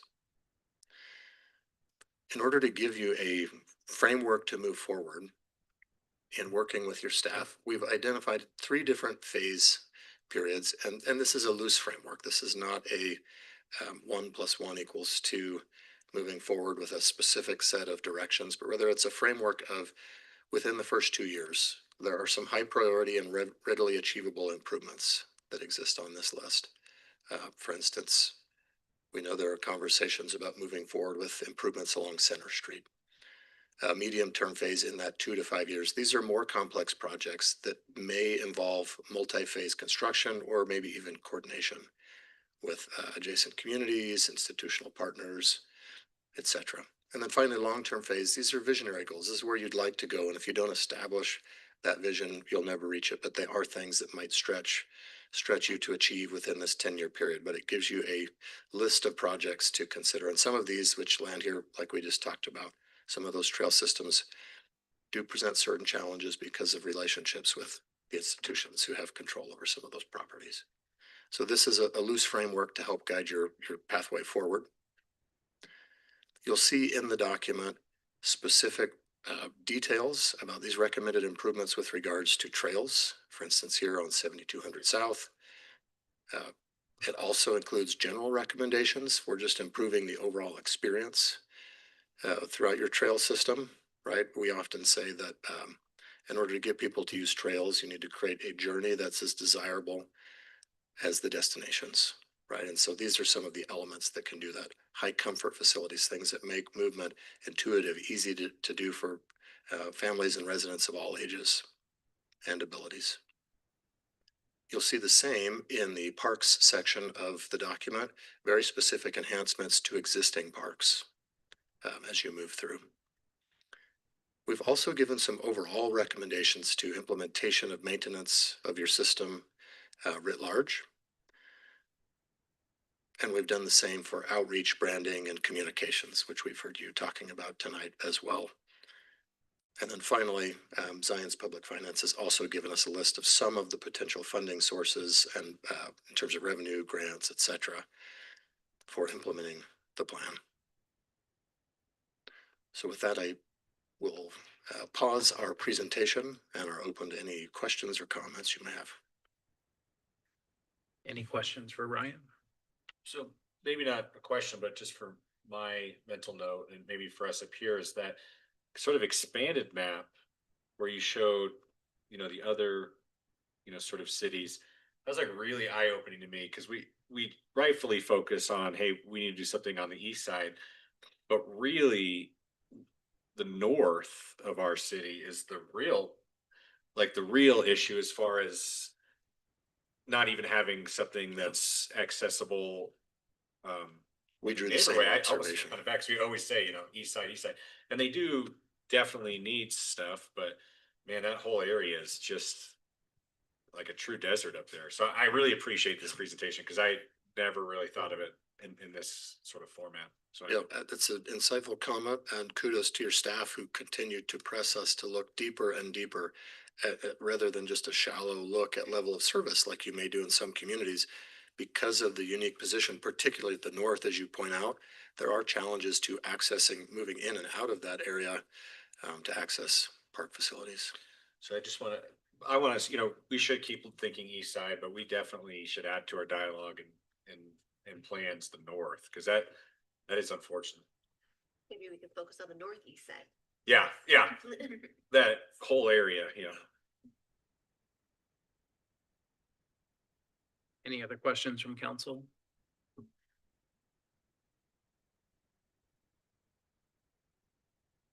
Seeing none up here.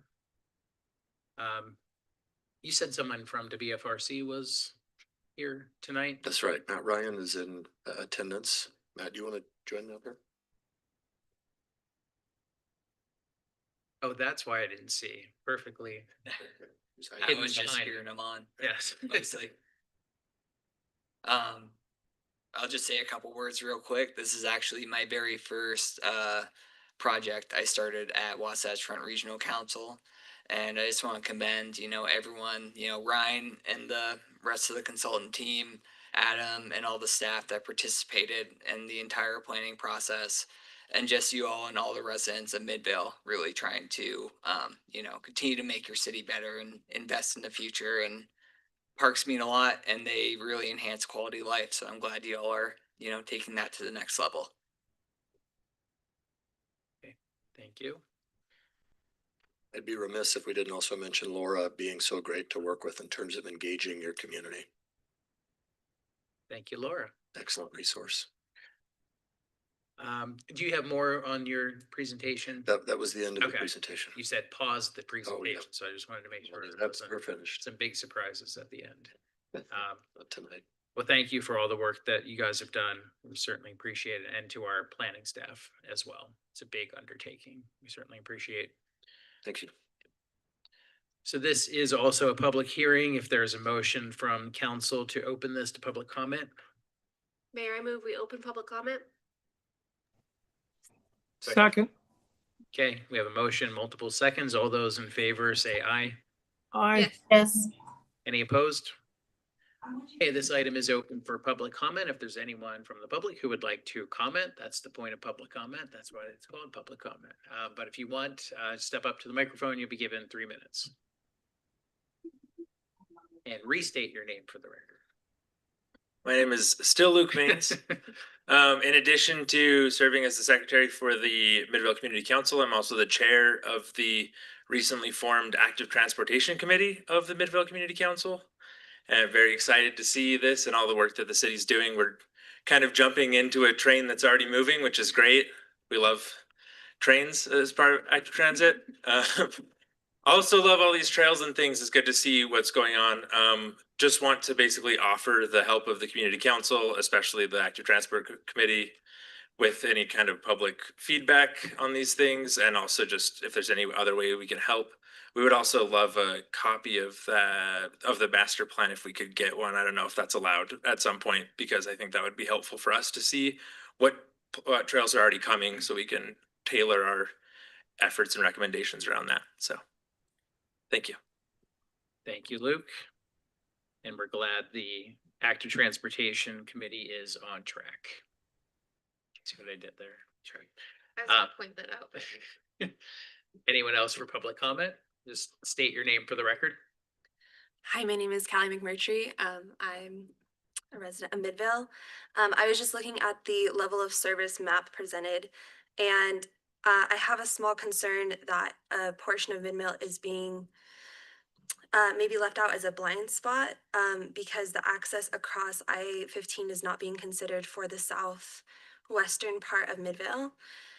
I don't know if we want to bring the map back up, but because near the Copper Youth Center, people cannot cross I-15, that makes that buffer area actually invalid. And so it leaves that southern portion with less access. And I think that would also be something worth noting, that it's a gap of service as far as access to green areas in those neighborhoods there. And my other question, so on the south, right to the left of I-15 in that orange circle, in reality, that orange circle should be kind of more of a Pac-Man turned on its side, just because people cannot cross I-15 and that leaves that disconnect for those homes there. And then I also had a question of, with the new the new announced UTA Trails Network, if Midvale is planning to coordinate our efforts with connectivity to those trails. So those are my questions and comments. Thanks. Thank you for these comments. Would anyone else like to comment on this item? State your name for the record. Hi, Sue Armitage, Midvale Community Council and Active Transportation Committee. I just want to say this is great work. I see a lot of detail on it, and I appreciate the intent and looking at various viewpoints for incorporating opportunities for recreation and movement and green space, which we all know is important in an urban environment. Good work, everybody. And I second Luke's request for a copy or two of that report. We have some very enthusiastic people on the Active Transportation Committee, talking about bikes, walking miles, kids' opportunities for, and after work for families to go out riding bikes. And I'm really excited for this work and for what the Active Transportation Committee is talking about. Thank you very much. Thank you for those comments, Sue. Would anyone else like to comment on this item?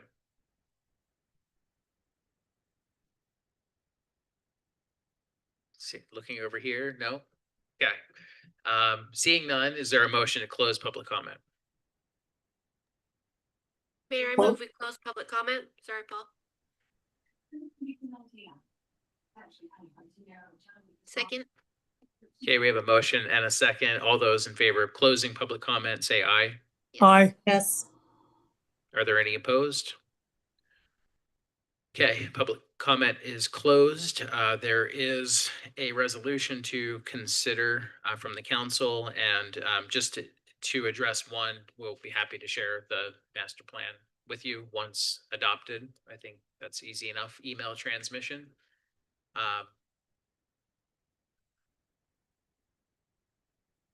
Oh, yeah, if there was, is anyone able to come up and talk about the one buffer area that was just discussed? I don't want to put anyone on the spot, but just in that area that our residents showed some concern about. You bet. I didn't know if I was allowed to come back up, but we could certainly update the map graphic if we'd like to. That's something that we did see very clearly on the north end of the community. There was less conversation about it along the south. We'd be happy to update that map graphic if you'd like to, for it to reveal what the level of service would look like because of constraints caused by the freeway and its infrastructure. That wouldn't be a difficult thing for us to do, to update the plan. And it could even reveal a additional expansion of that southern gap, which we're seeing, and we'd be happy to include that in the plan. Which I think would be great. If I-15 was viewed that way generally, I think it would exaggerate the north though.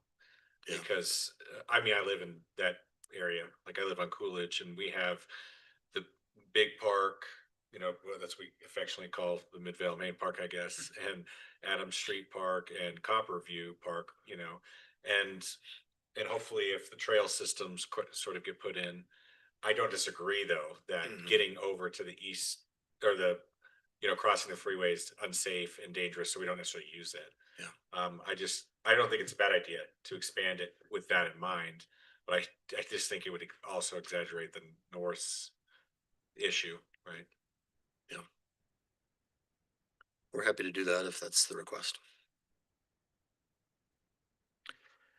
Now comes the question for Garrett. If we do make that change to the master plan as presented, do we need to table this item, the action item, and redo that? Or can we include that in the motion? Don't think we'll be able, if this isn't the finalized version of the master plan, I don't think we're gonna be able to adopt it tonight. So that is probably the recommended motion would be to table it and potentially even put it on the consent agenda for the next meeting, so that if that change is made and council has an opportunity to look at it in the packet and they're okay with it, it can just be approved without another presentation. Nate, does that Hold anything up? Adam, right? You're back over there. Is that delay do anything? I think it does. No, I think we're fine, especially if the consultants are able to do that in time for our next meeting and we put it on the consent, I think that's fine. And we'll make sure that in the consent packet, we show the effects that has, so that the council can see that if they have any further concerns. Obviously, you can pull it off consent and go from there. I think it's a great idea. I just want to make sure we do all of I-15. That was my only point, because I-15 is a legitimate barrier, right? So Is that council's call good with that if we were to make that. All that. Okay. If someone could then make the motion to table this item and then maybe express also the desire to put it on the consent agenda. Do I have to say why I'm tabling it? Not necessarily. Okay, that's all I need to hear.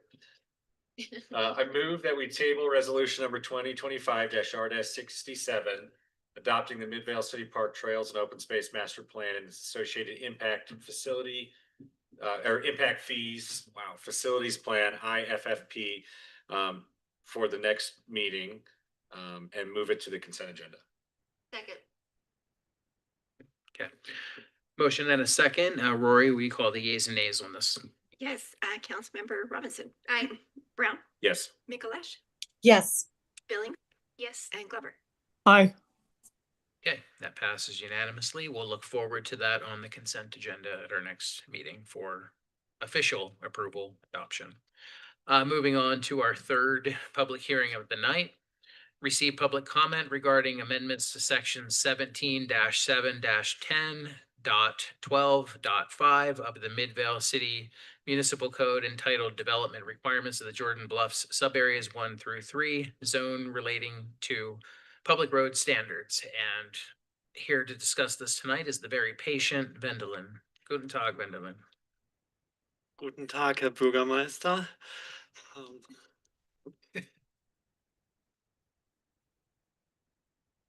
This is quite a simple text amendment, but I wanted to tell you real quick about the it's having struggles again here. Oh, can you just advance it? Okay. So I wanted to tell you a little bit about the inception of this amendment. Oftentimes in the planning world, we have a problem where we ask for something and we get less. In this case, we have, some actions on the agenda still coming where the developer wanted to provide more, and our code wasn't really set up for that. And this all has to do with the yellow road shown here on the screen. This yellow road is called a tertiary road, and the developer who's working on a project there gave us a road cross section that is actually an upgrade to what the code requires. Currently, the code requires this cross section. This is just half of the street. It's 50 foot. It has a 5-foot park strip, and it's a pretty simple road. The Gardner Company and the Wasatch Company, they came in and said, well, they believe for their project it would actually be better to have a road that has a little bit more. Either a wider park strip or parallel parking, depending on where you are on this road that goes to their development. And they are proposing this on top of the parking that they are already providing in their project that you'll see later on the agenda. So as staff, the feeling was this is a true upgrade and there's really no reason why we wouldn't want to further this upgrade. So as a result, the amendment makes some little changes in the ordinance where appropriate, where we are inserting at minimum tertiary roads shall be designed and constructed to the specifications in this diagram. We have other road classifications in the Jordan Bluffs zone, and as you can see in the packet, we inserted the same language at minimum so that in the future we won't have the same problem. And this in our guidelines for amending the code, this squarely fits into number 3. One can probably even make the point that it could also fit in number 1 and number 2 as well. So as staff, we recommend approval. Do you have any questions on this? Any questions for Vendeling? So will the whole length be so people can park on both sides? Is that what you're saying, or in some spots only? So when you look at the large scale master plan, it's not the entire length. As an example, where you have a curve radius, let's say you pull in from Bingham Junction, there won't be parallel parking. Or like too close to egresses or something like Right. that. But generally? Generally, yes. Okay. And when there's no parallel parking, then you'll just have a wider park strip than is currently required. And 5-foot sidewalks are wider than our standard ones, right? So nowadays, I would say a 5-foot sidewalk is standard. Yeah.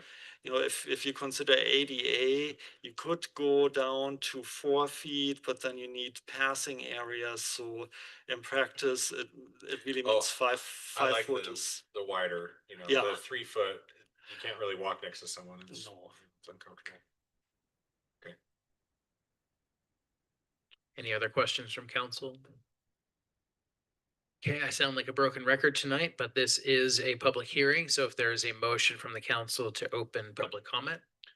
Mayor, I move we open for public comment. Second. Okay, motion and a second. All those in favor say yes. Yes. Yes. Any opposed? Okay, this item is also open to public comment. If there's anyone from the public who would like to comment publicly, step up to the microphone. Seeing none, is there a motion from council to close public comment? Mayor, I move that we close public comment. Second? A motion and a second. All those in favor say aye. Yes. Aye. Yes. Any opposed? Okay, public comment is closed for this item. We do have representatives from the developer. If you had any comments, I can't imagine, normally we don't get upgrades from the developer. So I think some of us are happy to see this for free, that is. But if you want to come on up and state your name for the record. Yeah, Adam Langford, Wasatch Residential Group. As mentioned, we're partners with the Gardner Company on this. A lot of this came out of what's going on with Sagini in sub area 4. And so as the road kind of comes down and heads south, we wanted to actually designate on-street parking, but also it was a design item too. You've got townhomes with front doors and porches that all face the road with parking and trees and park strips. So it was functional too, to actually designate on-street parking, but it was also a design feature. So we're excited. Hopefully the council is too. I think it'll create a really unique streetscape with the architecture and the road design. Thank you. Okay, thank you, Adam. If any other questions from council, if not, there is a motion on the board. Mayor, I move that we approve ordinance number 2025-0-21, which amends section 17-7-10-12.5 of the Midvale City Municipal Code entitled Development Requirements of the Jordan Bluffs Sub-Areas 1 through 3 Zone relating to public road standards with the finding noted in the staff report. Second. Okay, we have a motion and a second. Rory, will you call the yeas and nays? Yes, Councilmember Brown, Yes. Mikalash, Yes. Billy, Yes. Glover, Aye. and Robinson. Aye. Okay, that passes unanimously. Very excited to see how this goes. I think it's going to be a great upgrade for the community. Moving on to our fourth and final public hearing of the evening. Receive public comment regarding the large-scale master plan for the View 78 apartments, phases 1 and 2, located at 795 West Ivy Drive in the Jordan Bluffs sub-area 1 through 3 zone. Vendeling. So here you see the vicinity map for the large-scale master plan. And if you look at these two maps, we are actually mostly talking about where it says Part A and Part B. So left side of the screen. Part B2 is future development that's not really covered by this large-scale master plan. It's only covered in a way where it shows where possible connection points are, so that in the future, when it's time to do a master plan for Part B2, so that there won't be any question on how access might work.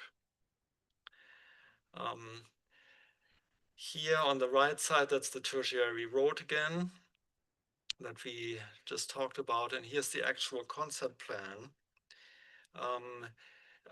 Overall, this is a development that has 4 larger buildings. There are 58 plexes, apartments, and then quite a few townhomes. And I mean, you can see the arrangement. The site flows quite well. Here you have a rendering of a good portion of it, and elevation. So this would be very similar in many respects to what we already have along Bingham Junction, so it would fit in quite well. And here you see the landscaping, and then on the next slides here, the amenities. So there's quite a bit that's going to be offered for the future residents. So I think this is, you know, a solid project, and as staff, everyone who reviewed it had, you know, a positive recommendation for it. Does this fit within zoning, or does this require anything? No, this fits within zoning. The only area where it didn't fit was the upgrade on the tertiary street. Yeah, I'm a little disappointed.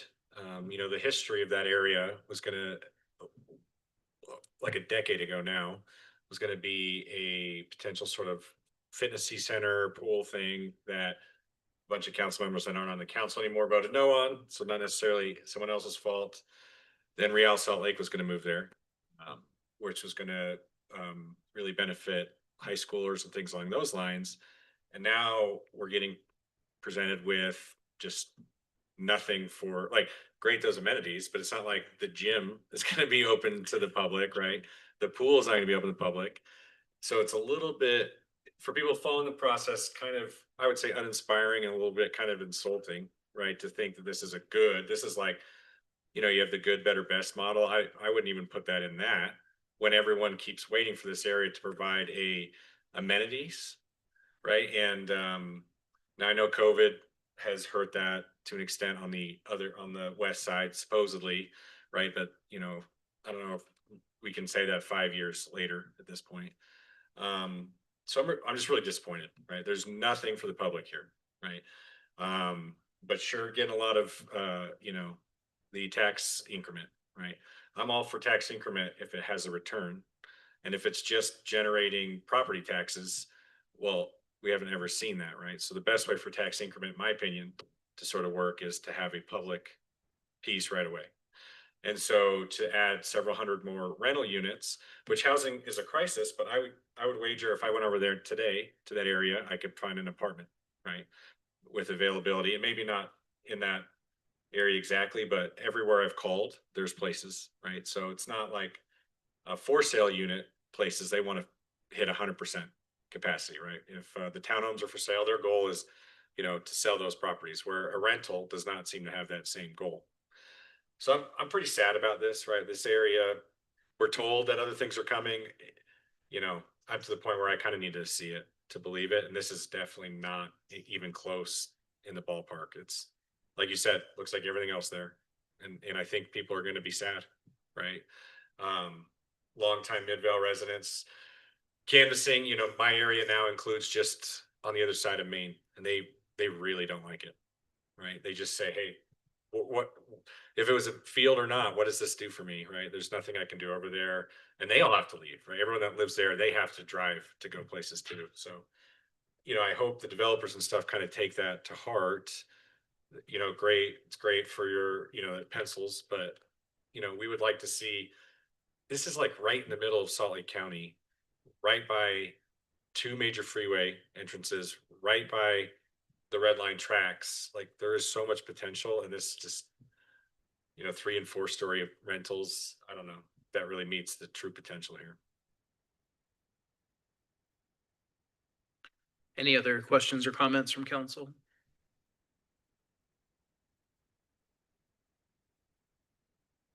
Okay, developers are here if they wish to comment on this. Not necessary, but.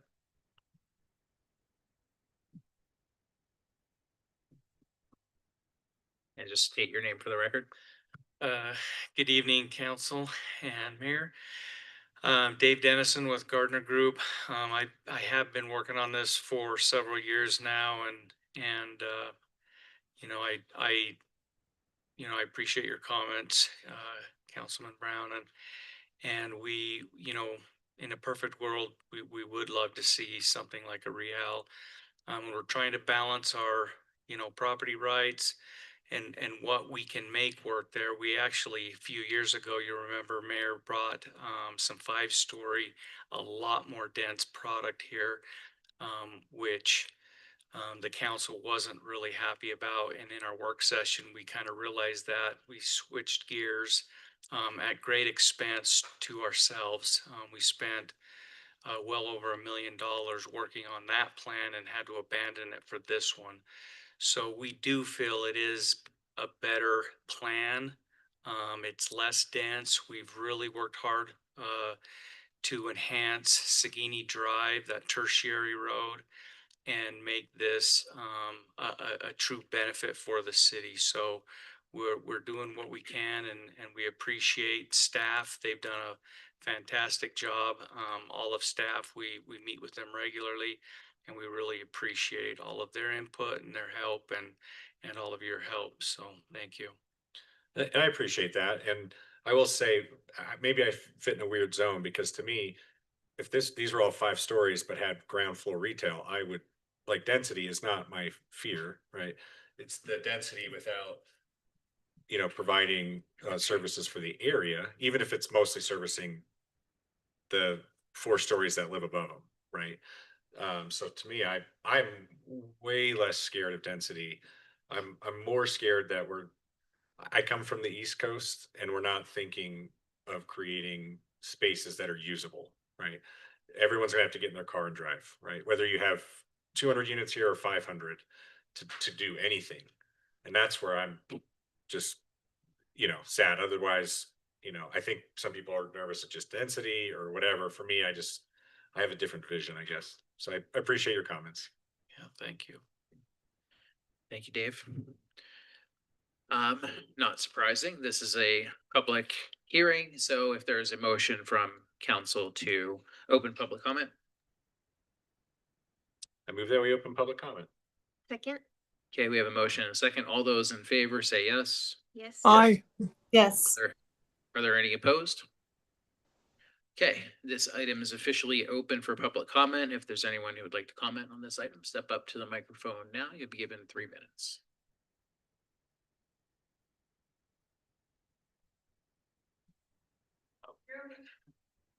Hello, Luke Maines. Apologies if you're sick of me at this point.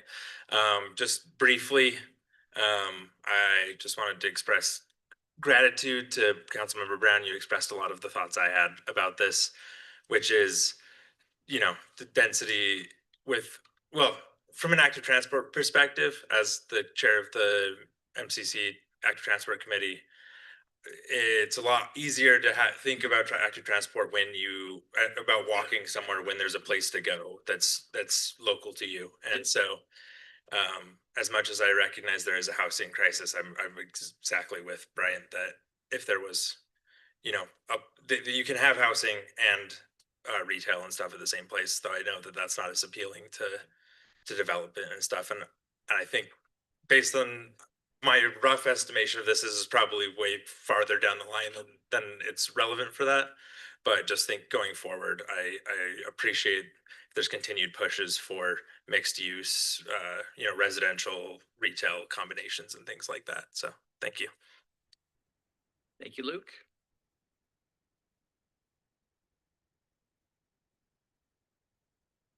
Hello, my name is Candace Tarkesian, and I'm a citizen here in Midvale.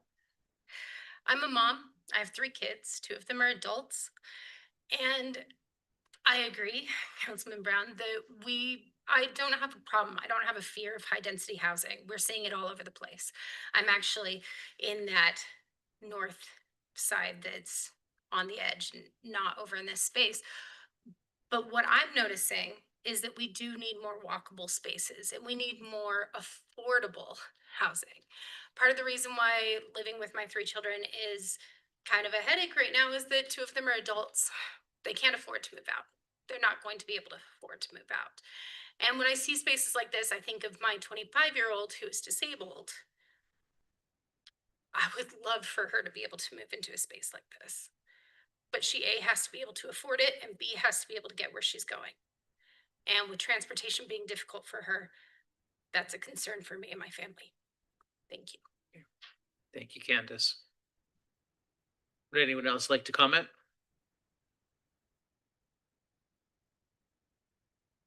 My name is Jason Baxter, resident in the area. I'd just like to echo a little of Councilman Brown's comments of it would be nice in developments like this to see some sort of retail and reasons to be in the area. A lot of this part of Midvale has seen commercial space and stores close over the years and get replaced by, housing, which is good that the housing is there, but the nearest grocery stores to this area are miles away. You have to drive. There's not much in the way. There's a few corner shops. I grew up in an area in Utah where within a mile, kids could bike to grocery stores, kids could travel to areas safely. This part of Midvale doesn't really have that. So I do appreciate the push. The other thing that catches my attention is these areas that are building up right now are in the school district for Midvale Elementary and Midvale Middle School. Those are essentially walking schools. There's a lot of with that growth, if we see children in those areas getting across town over to the schools, there's not good feeder roads across there. From what I've heard from the schools the last year or two, a lot of these areas do not have new kids enrolling in the schools, so will be interesting over the next few years to see what the demographics are moving into these neighborhoods. But just things to keep in mind for the city council. I appreciate you're all very much on top of it and bringing up those things yourselves. Those are a couple of my thoughts as a resident. Thank you, Jason. Would anyone else like to comment on this item?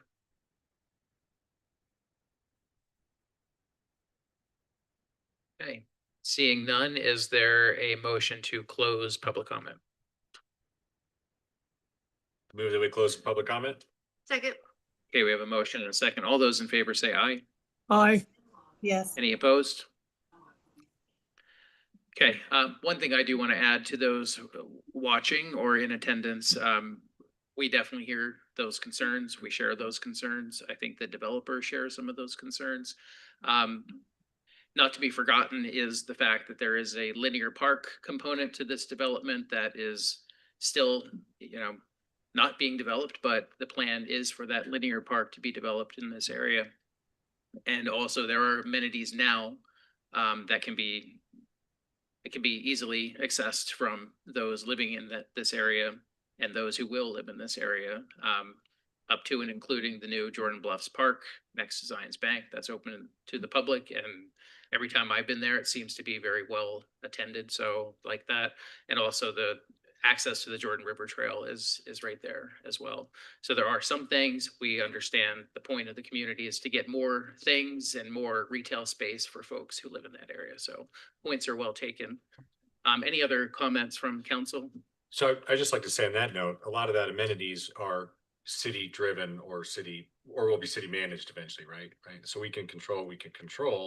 I think what people want to see is other stuff, right? Like whether there's a coffee shop or something that they can walk to, dry cleaning, or we lost a barbecue place that's really killed our area, right? So although I agree, Mayor, I do think this residents have a very real um, kind of desert for anything usable outside of open space, which, unlike the rest of Midvale, is sort of lacking. So this area does have an outsized opportunity for that, but it's everything else that we're all sort of just waiting on.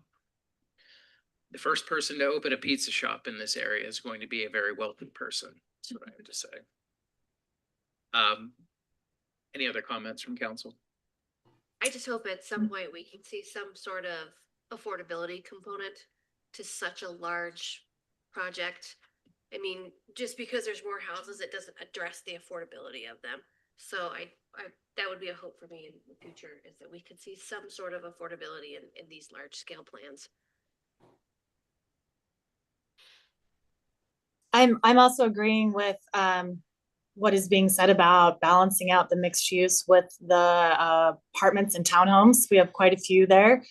And we need to see that we've got some mixed use and other types of uses with that besides just housing. So that's also my concern. Thank you, Councilmember Mikalash.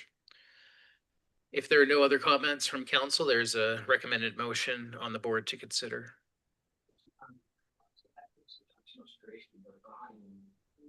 Mayor, I move that we approve the large-scale master plan for the View 78 Apartments Phases 1 and 2 located at 795 West Ivy Drive in the Jordan Bluffs subareas 1 through 3 zone, with the finding noted in the staff report and subject to approval of a development agreement with PGM Jordan Bluffs LLC.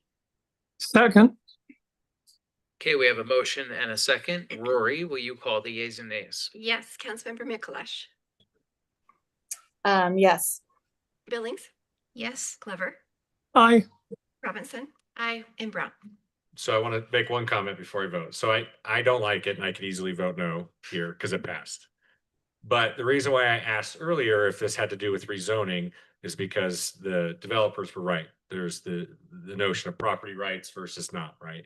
And so I try not to vote based on what I politically think, right? So yes is my vote, but I wanted to explain that to both the developers and the residents that are here. Okay, that passes unanimously with an asterisk. Yeah, maybe a tentative. I should have said aye, because I never say aye. Aye, that's my vote. Got it. Got it. Okay, thank you to all those who commented on that. We definitely take those comments seriously, and we are here working on your behalf, so we appreciate that engagement. Now, moving on, as we have totally scrambled this agenda, I think that we can now go back to action item B, which we initially skipped over because it dealt with those two public hearings. So we will go to action item B, consider resolution number 2025 R71, authorizing the mayor to sign a development agreement with PGM Jordan Bluffs LLC for the development of the View 78 apartment phases 1 and 2 located at 795 West Ivy Drive. Vendeling. So this is the development agreement part that goes really along with the large-scale master plan. And the purpose of a development agreement is really to just tie down the development to the code so that everyone is on notice what they're supposed to do and how this development will well, in a way, come together in the future. A large-scale master plan is not, the actionable permit yet to go out and start building. So that's really the background on the development agreement. And I listed, some of the just sort of the facts in the agreement here. The number of units is in there, the tertiary road, the amenities, and that those need to be provided sort of at the midpoint of the project. before the 130th unit. This agreement runs for 7 years, which means if the development is finished before the 7 years, then that is sort of the end date. If it's not, if they, you know, if it takes them a while to get to the point to actually develop, then they still have 7 years to finish it up. If it's in progress, it could go a little bit beyond 7 years. That's also in the agreement. And staff recommends that the agreement be approved. Any questions for Vendelin? Is 7 years like the norm we do for something like this? Is that the statutory number? That's the only thing I don't quite get the number. Otherwise, I'm. Yeah, it sounds pretty random, doesn't it? 7. So there isn't anything in state law or in our code that says it must be 5, 6, 7, 8, 9, or 10. I know we have older agreements that are quite a bit longer than this. And the developer had, a number in their head. As staff, we thought, well, maybe it would be nice if it could be a little shorter. And so we met in the middle. And that's how we got to 7. Okay. All right. Appreciate that. Yeah. Any other questions or comments? Okay, there is a motion on the board. However, I just remembered today is Vendelin's birthday. Thank you. So let's sing happy birthday in German. No, we won't do that. But we do wish you a very happy birthday, and hopefully after this motion is approved, depending what the council decides, you will go home and celebrate your birthday. But we thank you for being here for these very important items on your birthday. Thanks. There is a motion for council to consider.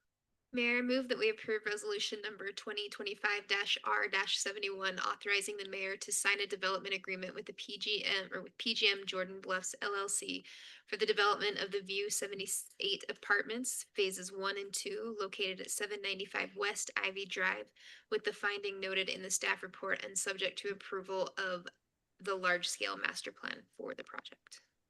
Second. Okay, we have a motion and a second. Rory, will you call the yeas and nays? Yes, Councilmember Billings, Yes. Glover, Aye. Robinson, Aye. Brown, Yes. and Mikuláš. Yes. Okay, that passes unanimously. Have a good evening, Vendelin. Get out of here. Go celebrate your birthday. Moving on to action item E. Consider resolution number 2025-R-70, authorizing the mayor to enter into a customer requested work agreement with Rocky Mountain Power in connection with the 2025 roadway and utility improvement project. Here to discuss this is Kate. Yes, hello again, Mayor and Council. I'm not supposed to.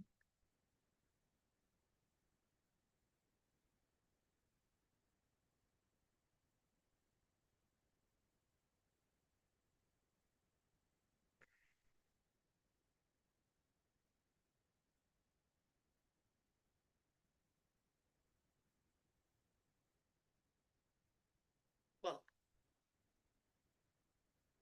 there we go. Okay, yes, so this is the agreement that we would need to enter into with Rocky Mountain Power for them to provide the improvements along Stagg Street. Again, those are the photos for reference to kind of show the power poles that we're looking at either relocating or putting underground. We do have a franchise agreement with them.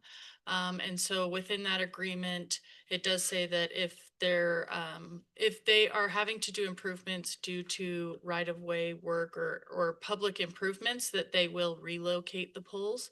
However, or at their cost.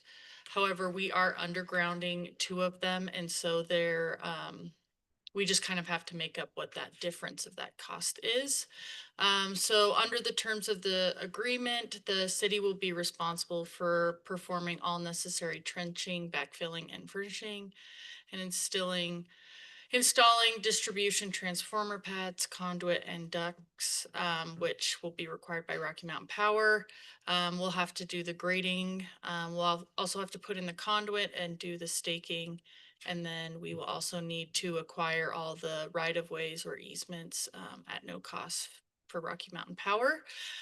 We are working with the contractors to do the all of the work required as that'll be required for the city. We have, with your approval of the compensation agreement, we will have our final easement for Rocky Mountain Power signed here shortly. So all of that has been provided to Rocky Mountain Power. And then as far as any other services that will be required to underground the power lines or put in the switchgear boxes, Rocky Mountain Power will take that on. The difference that the city will have to make up for these improvements is $144,560,000. This, along with the cost for the work done by the contractor as part of our agreement with Rocky Mountain Power, will be funded through the 2025 Street Improvement and Utility Improvement Project, which is a combination of sources. So we get state funds. We also have the Main Street CDA funds, and then we have a utility project bonding fund. And I'm happy to answer any questions that council has. Any questions for Kate? Okay, thanks, Kate. Thank you. There's a motion for council to consider.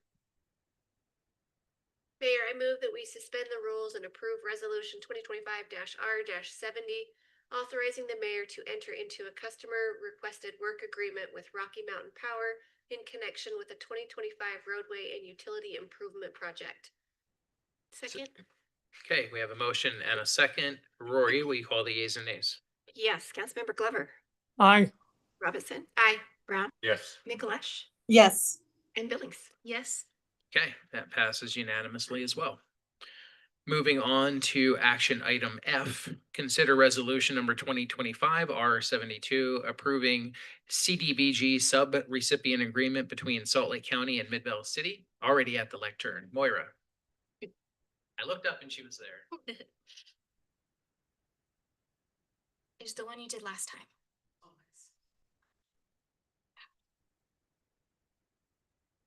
Fabulous. Hello. Let me make sure this is the right one. Yes. Okay, perfect. Hello, this is regarding our Community Development Block Grant funds from Salt Lake County. So just some background information. We have our home repair loan program. That program provides loans of up to $15,000 to families making 80% average median income and below. Eligible repairs are for health or safety hazards, accessibility, energy improvements, stuff like that. The project is administered completely through NeighborWorks Salt Lake, which is lovely. And so far this year, we have supported 12 households with a total of 18 adults and 14 children, which is very exciting. Oh, I broke it. Oh, we're fine. Sorry. So this program is partially funded through community development block grants, which are provided through the county. The funds come from HUD and through the federal government to the county, to us, then to NeighborWorks. So we have been awarded $100,000 for fiscal year 25. So July of this year to June of next year. Due to contracting delays, we're just now getting the contract, which is why we were asking to suspend the rules. But luckily, because of the contract extension from last year that you guys approved last time I saw you, there has been no gap in funding. We've been just keeping going. Okay, thank you, Moira. Any questions from council? I do have one quick question, and maybe, so part of this, we have the home repair program, and we also have the down payment assistance program, both through NeighborWorks. Have we had anyone utilize the down payment assistance? We've had program? a couple. We have had issues in finding people who are eligible, and I've talked to other cities who have the same program. Some of them also administered through NeighborWorks. They're having the same issue with just finding people at 80% AMI and below who can qualify Yeah. or can afford a home even with the assistance. And that's always been my fear, because you have to find like the perfect person who, you know, makes 80% AMI, but also can afford the $480,000 home. So I'm just wondering at some point, if the home repair loan program is so successful, maybe we can put more money into that rather than having money in the down payment assistance program, which we haven't used to any great effect. Absolutely. We have been very lucky, and we're able to use a lot of county funds. So we have not touched our match yet. So we have plenty of money available, and we're doing pretty heavy marketing on that. Awesome. I think the program is amazing, and obviously it is a little easier to find people who are at 80% AMI who need assistance with home repair. So I think it's a wonderful program. There is a motion on the board for council. Mayor, I move that we suspend the rules and pass resolution number 2025-R-72, authorizing the execution of a CDBG subrecipient agreement between Salt Lake County and Midvale City to support the redevelopment agency's home repair loan program. All right, talk to you later. Thank you. Okay, we have a motion and a hesitant second. Rory, we call the yeas and nays. Yes. Councilmember Mikuláš. Yes. Billings. Yes. Glover. Aye. Robinson. Aye. And Brown. Yes. Okay, that passes unanimously as well. Moving on to action item G, similarly, consider resolution number 2025-R73, consent to enter into a pass-through agreement with the redevelopment agency of Midvale City for community development block grant funding to support the redevelopment agency's home repair loan program. And Moira, again. Hello again. So this award, this CDBG award, comes to the city just for tax purposes with our number that they need to use. And then in order for the RDA to use it for the RDA's program, we have to have a pass-through agreement. Okay, that was the fastest presentation ever. Good job on that one. Any questions or comments from council? If not, there is a motion on the board. I move that we suspend the rules and pass resolution number 2020-R-73, approving and authorizing the mayor to execute a CDBG recipient pass-through agreement for HRLP with the redevelopment agency of Midvale City. Second. Okay, motion and a second. I'm not doing anything with CBD, despite what Brian might want me to do. That's a great faux pas. Roy, we call the yeas and nays. Yes. Councilmember Brown. Yes. Robinson. Yes. Glover. Aye. Billings. Yes. And Mikuláš. Yes. Okay, that passes unanimously. Thank you, Moira. Our last action item of our city council meeting, we do have a redevelopment agency meeting to follow, but action item H, consideration of Midvale city planning with organizations to commemorate cultural celebrations on Midvale city property. And to discuss this is City Attorney Garrett Wilcox. Thank you, Mayor. So tonight I come before you with kind of an interesting thing that has come our way. I know Matt and some of the other staff have had ongoing conversations with the council on and off about when organizations come to the city and want to partner for an event, or when we are seeking for organizations to partner with to hold events. We have yet to formalize any sort of policies on what that looks like and kind of some of the guardrails that staff need to stay in with those negotiations and conversations. There's been an organization that has approached the city about a potential cultural celebration that they want to hold in partnership with the city on city property at City Hall, a piece of property that we typically don't have open to the public, in the sense that the Dahl Conference Room or this chamber is not eligible to be rented and for anyone in the public.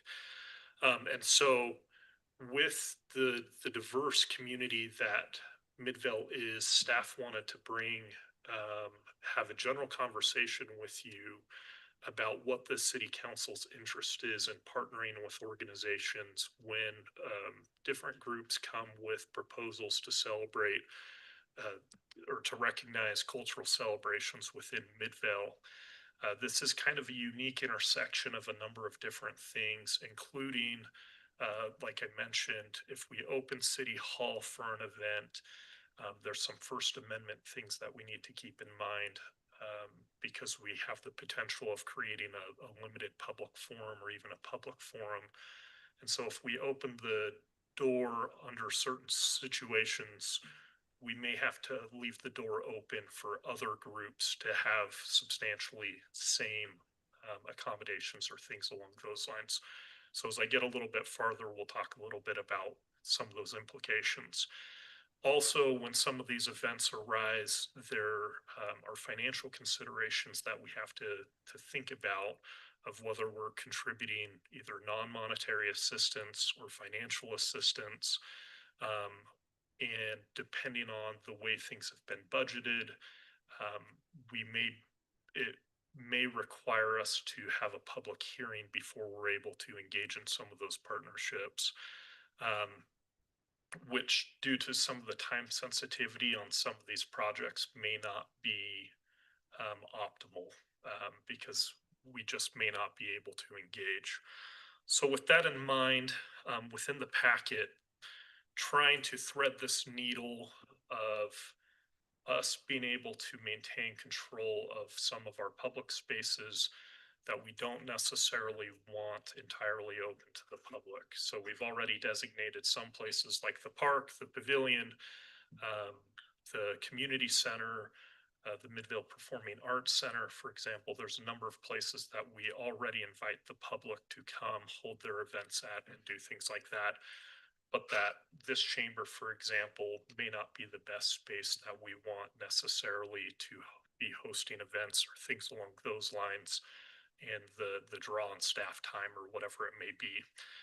So with that in mind, there have been seven potential things if the city council is interested in exploring these partnerships that staff has proposed or has recommended that the staff consider, to at least put some initial guardrails to allow staff to engage in some of these conversations with these organizations about cultural celebrations.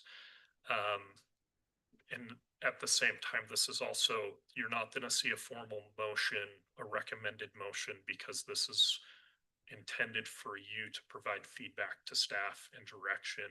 And these are just some of the considerations that staff's recommended. So, for example, ties with the organization to the community itself, whether it's Midvale historically or its residents, some of the same purposes identified in our existing Midvale City parade policies of those sort of connections, making sure that whatever the proposed event is safe and family friendly, and has some sort of unique contribution to the community, maybe through music, performance, or special or unique attractions, and that it shouldn't be inappropriate, divisive, degrading, or obscene.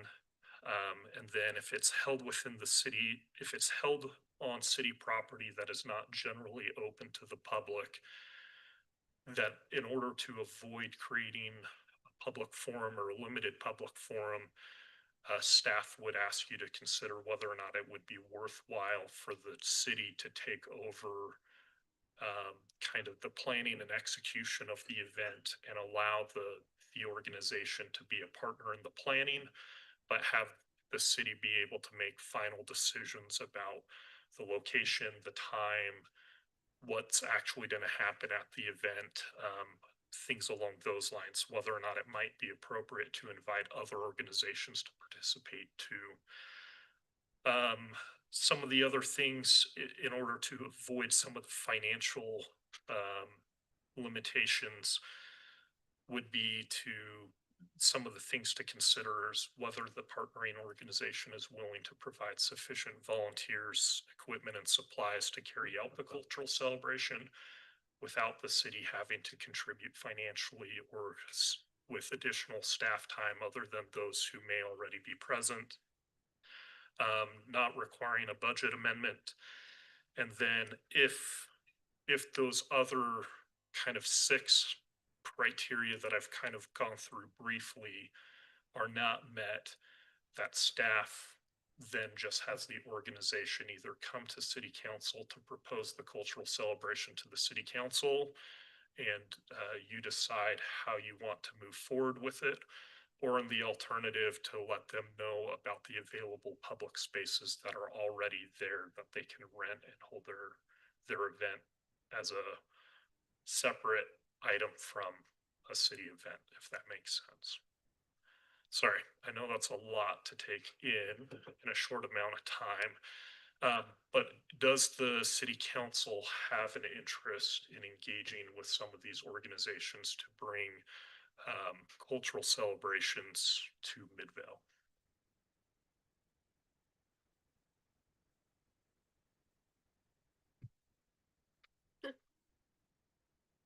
Yes.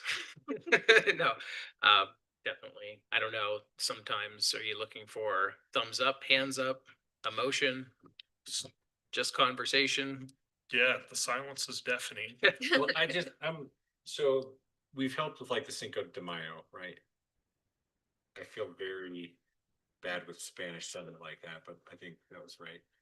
Like, how does that differentiate? I feel like I'm missing something. Yeah, so we've had some organizations in the past that we've participated with Cinco de Mayo to differing levels of the city's partnership. Generally speaking, though, that's an excellent example of where the city has sought to partner with an organization to bring a unique cultural celebration to Midvale to have it happen. And in that particular case, whether the city's involved or not, that event could be successful because the park is available for someone to already get a special events permit and carry out. We've had some organizations reach out about more specifically holding cultural events at a location like City Hall that's not open to the public.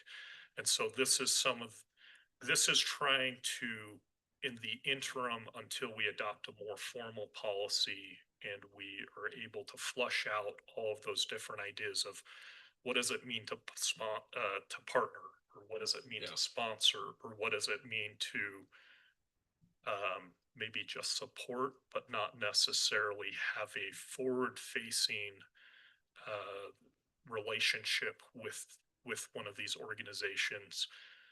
In the interim, what is the city council's comfort level with having staff engage with some of these organizations, whether it be someone, as we do with right now, as the city, we have a Christmas tree lighting ceremony that we do with Light Up Main Street. What is the comfort level, for example, if a religious organization says, can we have a community menorah lighting ceremony, for example, at City Hall, to recognize and incorporate Midvale's Jewish community or whatever it may be? Okay, I guess the reason why I was confused is our spaces that we do hold that are sort of not open to the public are so small, right? That's why that's why I was kind of looking at you like, I would not want to open up this room to, I don't really know the use cases, I guess, to this exact room being open, right? But like the doll conference room, is that what they would want? That would be ultimately decision that the city council. So if that's one of the restrictions, that would be one of the things that I would ask that you include in a motion. So if you're so inclined to have staff engage in those, that would be one of the restrictions, that it would be, I move that we allow staff to engage in these conversations with the following restrictions, and one of them would be doll conference room, or doll conference room may be a possibility, but the city council chambers is not a possibility. And if one of these organizations, regardless of what we do, right, let's say the Jewish community, they want to do an event at the old senior center, they could just fill out the permit and do it, right? Yes. So this is really just our engagement with them like they would still have to go through that process, right? It would just be what our involvement would be. Exactly. Okay. So, I mean, in a lot of these situations, right, if we say we don't want to partner with an organization for whatever reason, they still have the opportunity in the public spaces that we make available to fill out a permit, to rent the location or whatever it may be. In certain cases, maybe that's cost prohibitive for these organizations where they can say, we can bring people, we can bring the know-how to do this celebration, but renting out a room, providing insurance, doing those sorts of things essentially prevents us from doing that. And so we're approaching the city to see if the city wants to join with us. And at least in the case of something at City Hall, one of the things that staff would suggest that you consider is whether or not the city just make it their own event so it can have complete control of what's going on within the building. The attorney in me just like makes what does involvement mean like so worried, right? So, but I like the idea of it. Like I said, it feels like almost all of the spaces that people would want to use is there for them regardless. It would be really this building, right? That's sort of the outlier. Yeah, I mean, I'm sure Jeremy would probably be shocked if we were using the public works The building, cemetery. but But like, what else do we have, right? Like, yeah, no, and that would be the thing is I can't think of anything else per se. Maybe the art house, even though that's an RDA property or something along those lines, maybe someone comes and says, this generally isn't available to the public, but for this particular celebration, we think it would be appropriate to be here. As you said, I think staff for the most part believes that the most likely place would be City Hall. And I think, you know, from our perspective, there have been instances in the more distant past where staff would say, we're partnering with a group, or whatever that thing would be. And then sometimes what that results in is like a long-term relationship where it's hard to like stop saying we're partnering with an organization. Because we didn't really do it through a formal process in the first place. And so what we're looking, our hopes are that with the guidelines that we're going to get this evening and then that we can refine in the future, that will help make those things clear. I know it sounds like it's a little bit bigger discussion and we could in the future get into a little bit more, but one of the things that, I mean, if you were so inclined, in the memo, Garrett had proposed several conditions that would be the basis for us to be able to do this. And unless you were adverse to those, we could just say we adopt those proposals. And then that would allow us to kind of move forward. And if we end up with any issues coming from that, we'll let you know. And then the other part of it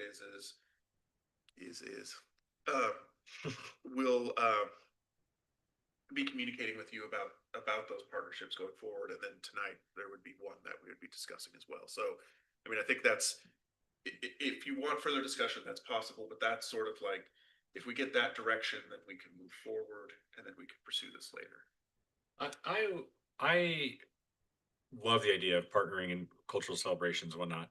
Can we, I have just a hang up of this building, right? Because I don't want to seem like we're favoring groups or not unintentionally. Like, what if two groups the same time try to book this room or this building? Like, us picking that just seems unfun to me, right? Like dealing with that.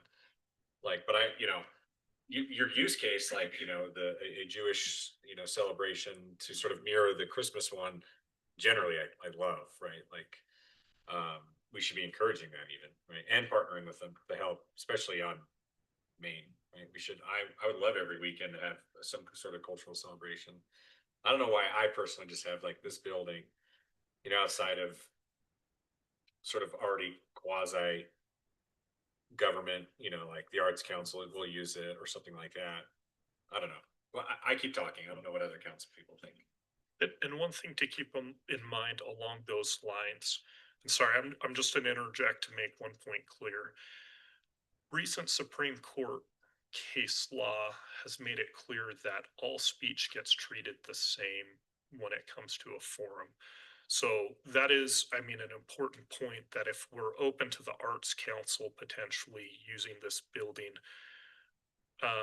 there are ways to do that. If we create this as a forum of, we say, hey, anyone's allowed to come in and use that. That's just one thing to keep in mind of whether it's secular, religious, non-religious, whatever it may be. That's one of the things that we're trying to address with this policy of allowing the city to say, there are certain groups like the Arts Council that we have such a relationship with that it makes sense for us to partner with them, and that we have control over the event and we invite them to come hold an event here at the building. But there may be other people that were saying, maybe the symbolism or the significance of having at City Hall, that may not be appropriate for whatever the event is. So, sorry, just to add to your point. I don't know, I like the memo that you have in here with things that you've listed. To Brian's point though, I do feel a little weird about anything being in this room. Like, I think I'm okay with out there, but for me, this room was. So I've been part of groups that have rented or reserved county or state counts or chambers. I don't know if it's, you know, tied to cultural things or religious things, but I know I've done that. So I'm not super nervous about opening this space up because it has happened. I mean, obviously, a huge process of agreements and terms and of use and that kind of thing. But it's something that I think is done a lot. Again, I think that issue is that cultural piece of it that I think might feel unsettling rather than just opening it up, making sure that we're fair and those kinds of things. So along those lines, then, if we, so I've heard the building, City Hall may not be the correct place, and then I've also heard maybe the council chambers isn't the correct place. If we were to maybe adopt those 7 points and then also add in addition that the chambers aren't available for any organization when the city is having discussions about potential partnerships, is that kind of the direction that the city council is going? Yeah. So all conference room for all intents and purposes, maybe it even spills into the lobby, but the double doors on both sides remain closed for the council chambers. And then we probably should, then we would build into sort of our rental rate situation so they can rent the room out, so it's treated sort of the same as our other spaces. Well, that would be part of the thing is so in the past, my understanding is when we allowed rentals for the adult conference room, it created a number of complications because of the staff. Okay. Staff not necessarily always being present, and the fact that we have an open stairwell that goes up to the upstairs offices. Those are all locked. But just what people potentially have access to versus the community center with the sensitivity of those things. So I think the thought is not to create a new rental space. It would be if we decide that it's an appropriate cultural event because it meets the criteria, then it would be a city event that the organization would suggest, hey, here's what we would suggest to have a successful event, but it's up to the city to say, we're going to do it at this time. We're going to do it in the adult conference room. And our staff or whatever will be here because it's our event. So this is, again, me probably thinking way too much of the weeds.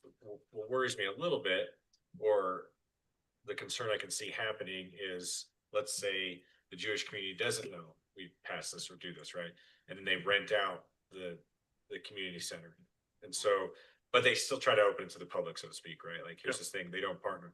We charge them the $500, right? And then a different group knows about it, right? And they have a similar event, similar size, and they have it here.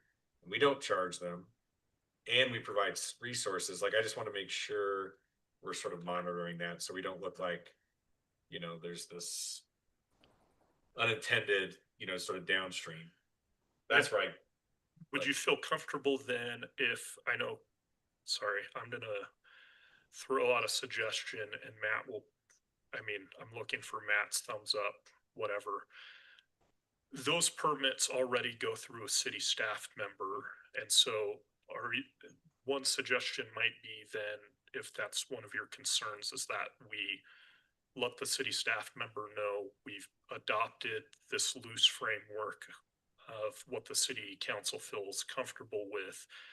And as those permit requests come in, or the rental requests come in, that she may have the authorization to reach out to them to say, hey, we saw this permit come through, or this application come through. This looks like something that we might be interested in holding for our residents. Would you have any interest in partnering with the city to make this a city event rather than, and then giving them the option to either opt in or out? So I would almost make it part of the application. When you you go to rent, and then you're like, is this an event in alignment with city code, blah, blah, blah, blah, blah, click here, and then we call them. Right? That way they have to sort of acknowledge it or something like that. I hate to.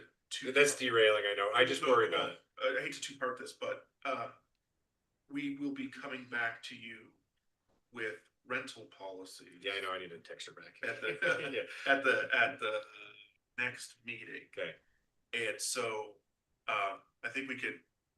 I think we could, although not saying that we have to. We could move forward with these policies this evening, and then as we talk about those rental policies, we could look at making that adjustment as we open up those applications and stuff like that. I like it. I just want to make sure we're fair. Yeah. Right. Fair, and I could be persuaded this room one day eventually, but it just came out of kind of, I don't want to say nowhere. I saw the thing, but. And that really is the purpose of the criteria that we have in here, is to make sure that we are being equitable.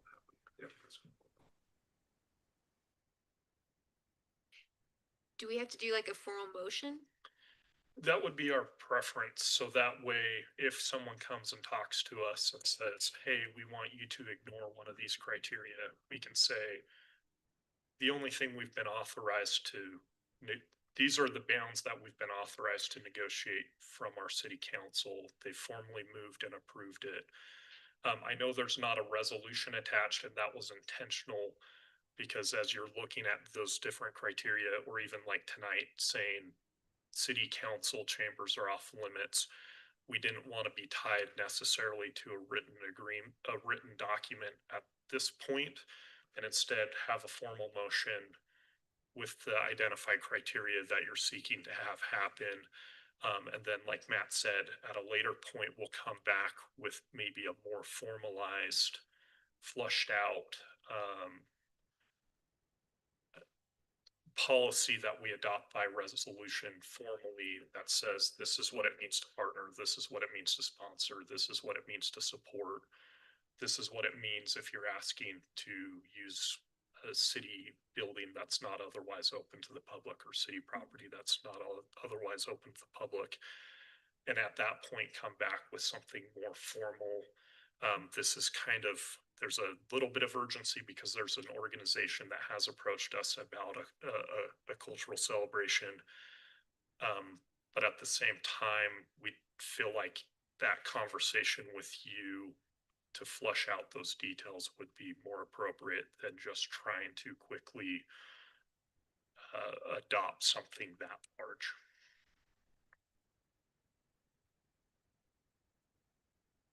Leave it to the attorney to make this motion really hard.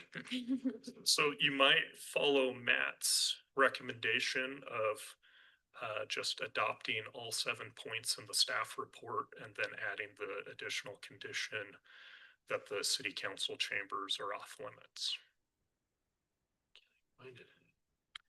While Bryant looks for that, Councilmember Mikalash, I saw you took your microphone off. Did you have anything you wanted to add? Well, I was just gonna say, I feel like we're mixing cultural events versus public rental places. And it feels like we're mixing those two based on the intent. And it feels like we should separate those intents, right? One is a cultural event that we'd want to make part of the city. One is like, do we open up a space for anyone to be able to rent? It feels like two very separate discussions that we should be having to address those two intent. My other question would be, why are our current open or public spaces not working for this? So real quick, I mean, I think on the first point on the separation, that's kind of what I was saying.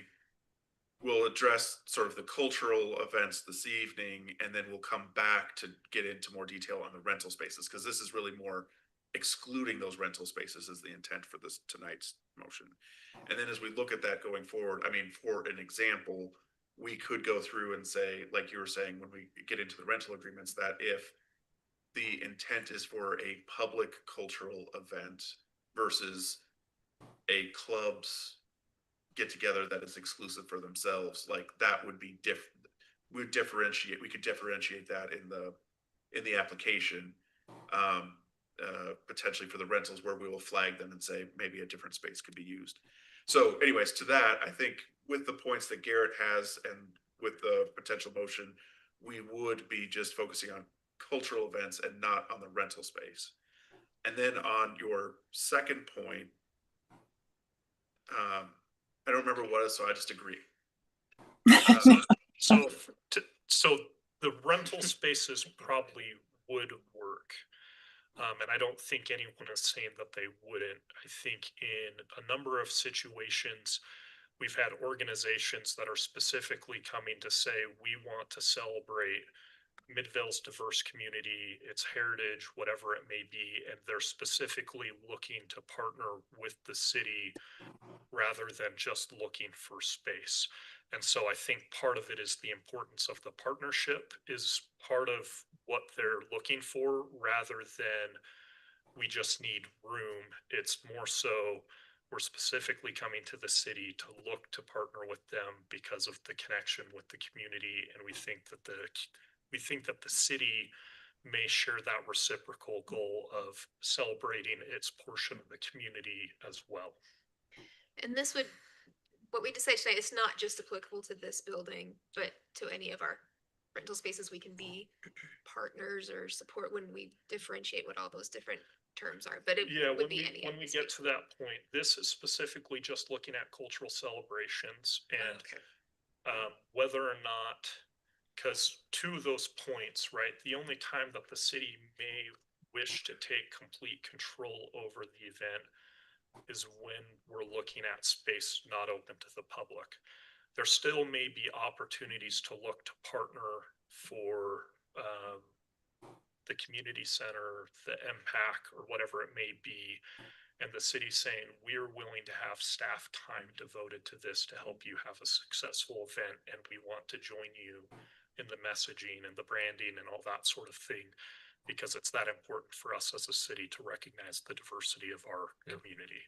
So it's intended to be a little bit broader. I know we've been specifically focusing a lot on City Hall tonight, and that's partially because of that's one of the proposed cultural events is to hold an event here at City Hall rather than one of the other locations. And again, looking specifically to partner with Midvale City because of the recognition of that shared heritage or shared sense of community, whatever it may be.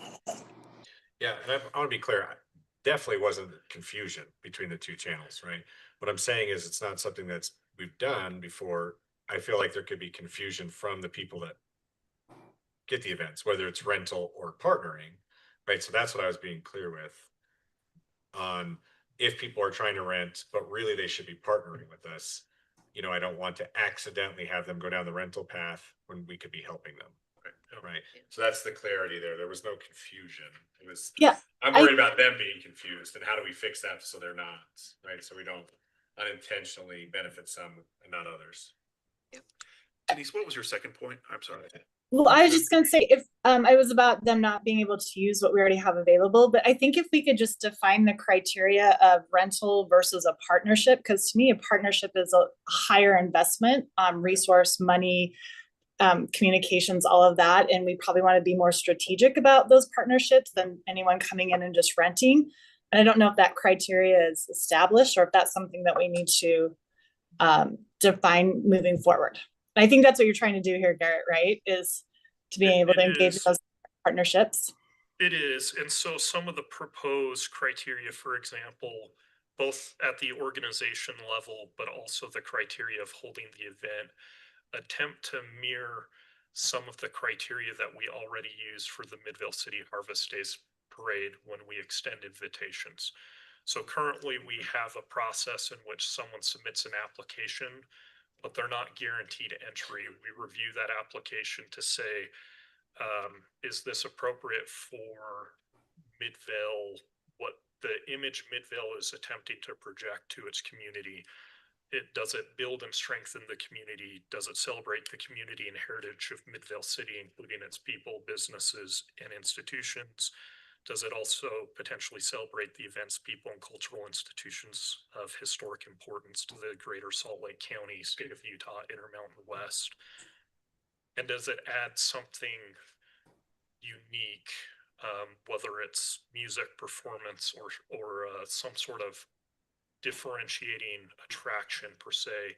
And so those are the criteria that we currently already look at when we invite people to participate in the Harvest Days Parade, of saying, does your organization, do you have a connection with Midvale City, and will you represent Midvale City and what it represents in its parade as we celebrate as a community the Midvale City heritage? So those are the proposed criteria, is essentially to mirror what we already have when we celebrate our city, and to do that to look at potential partnerships with cultural celebrations through that same lens. I'm good as long as that criteria is clear and everyone has an opportunity to apply. Equal, yeah. Yeah, agreed.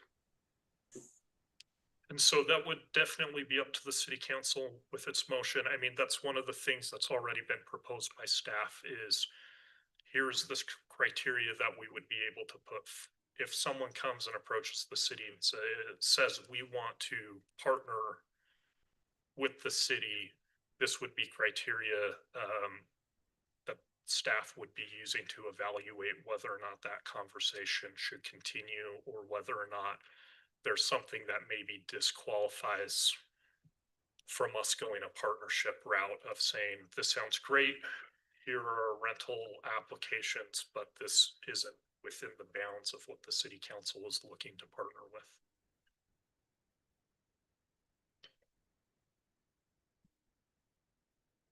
Councilmember Brown, have you found the motion you wanted to potentially make? I did. Now, I don't know how to, with Councilmember Mikolash's point right there, do I have to say something specific to that? It should be already captured in point 1 and 2 in the staff report.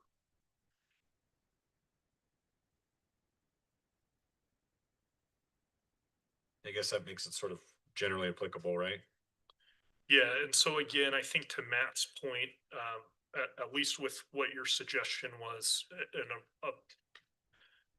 the possible motion that I'm hearing from the city council might be something along the lines of, I move that staff look for potential opportunities to celebrate cultural celebrations that meet the criterias between points 1 and 7 in the staff report, and that the city council chambers not be available in those discussions.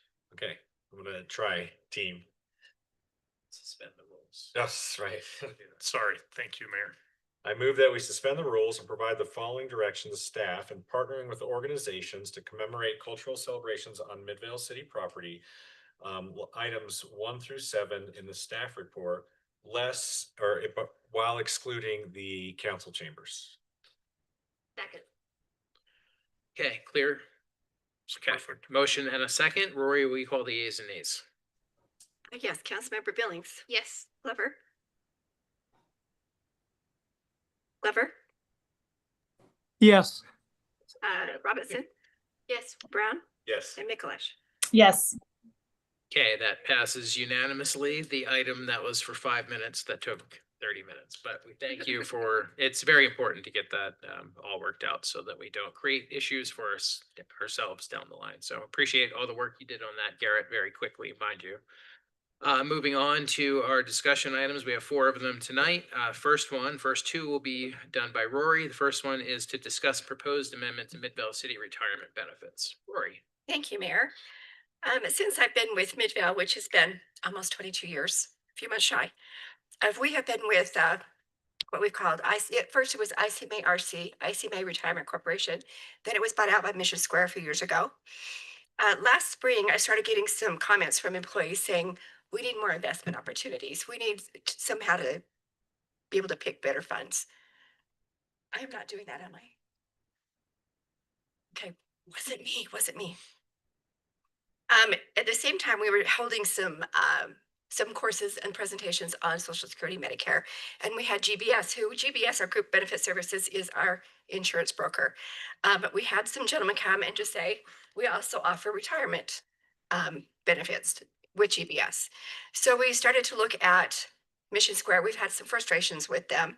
They only provide their own funds, and they charge a lot of fees that we weren't aware of. So we went through, talked with GBS Retire, had legal department look at their agreements. They are in your packets. They are not my forte to go through those agreements. So that's why we had legal do it. But what they will offer with GBS Retire is lower fees from a 1.5% to a 1%. It will make it a better participant experience with that. Fiduciary oversight. I guess I can use this too, so you guys can see what I'm talking about. So that's what we went over. So they do fiduciary oversight. GBS will serve as the investment fiduciary, assuming all responsibility for fund selection, monitoring, and ongoing performance evaluation. And this change relieves Midvale City of fiduciary liability related to fund management and ensures that all investment decisions prioritize participant interests. They also do a broader, higher performing investment. So they take, the Mission Square's proprietary funds, and they start using an open architecture investment platform, which gives the employees more diversification, more options, which is what they're looking for. Compliance and best practices, they comply with the Department of Labor best practices.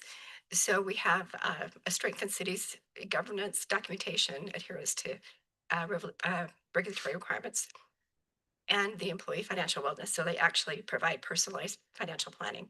So we believe this change will enhance the employees' benefits, reduce participant fees, which only the employees pay. However, you as employees could also benefit from this, which is why we're bringing it in front of you for adoption, hopefully, to have this change so that we can have more options for our investments in our retirement funds. And if you have questions, I'm willing to answer them. I would request that we maybe get this on consent for the next agenda, if you're so inclined. I have full faith that you guys did this work and research, and so I'm fine with putting on the consent agenda. Which is why I have legal go through all the agreements. So, okay. Rory, how does this interface with Utah Retirement Service? Utah Retirement Service is separate, completely separate. And it always will be. This is a separate funding Absolutely. option for Yes, retirement. completely separate. Okay, perfect. So yeah, sounds like consent agenda for this. Okay, thank you. Awesome. Okay. I want to move on to the next discussion item, discuss proposed amendments to Midvale City Policies and Procedures Manual. You can take that off. One.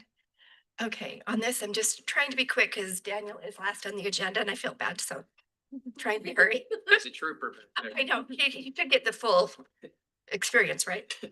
Okay. I'll make sure to give him a hard time. He'll be the first one today. Yeah, there you go.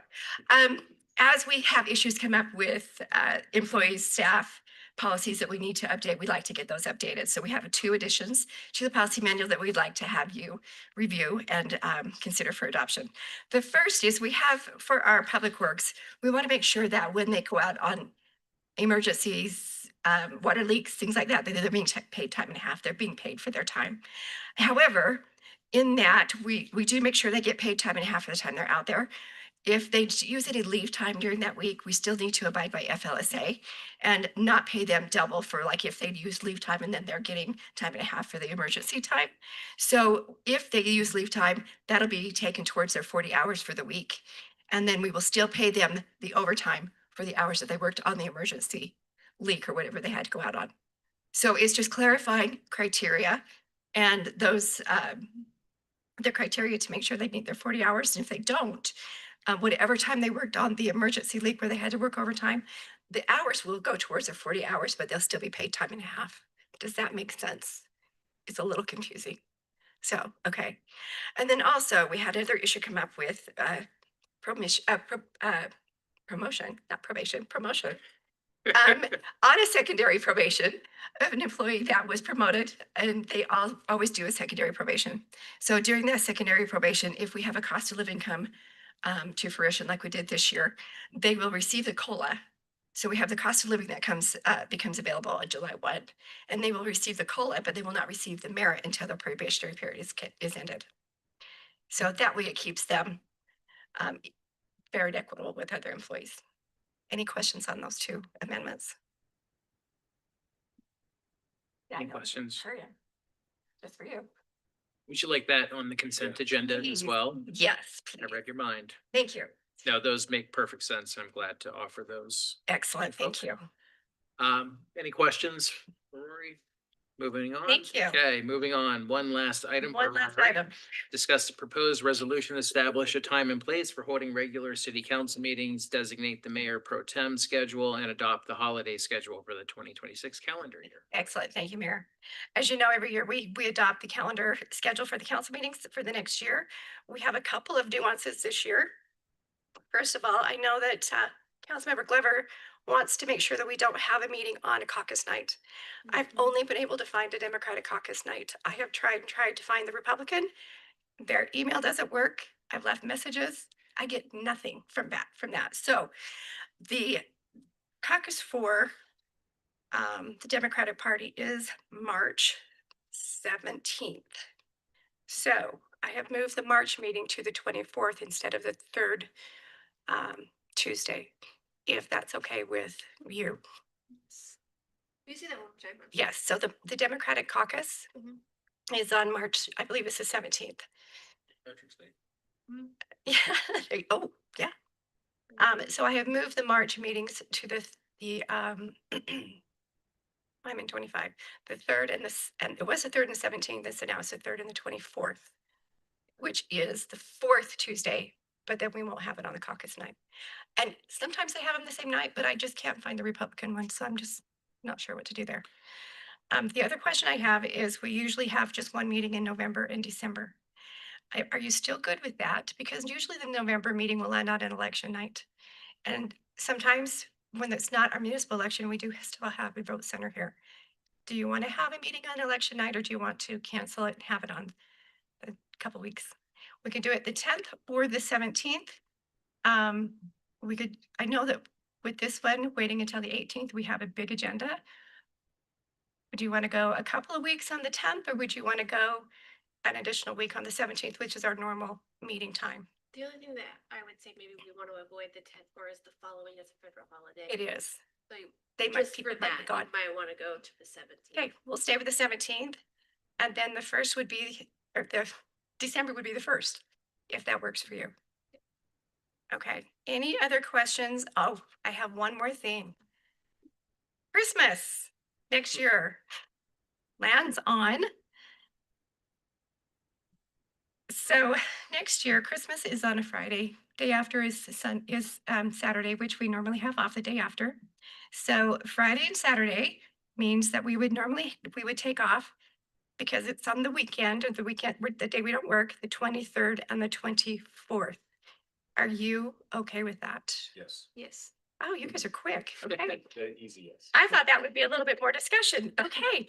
Are you okay for me to bring this back on consent next week? Consent Yes, agenda. or next meeting. Yep. Perfect. Any questions?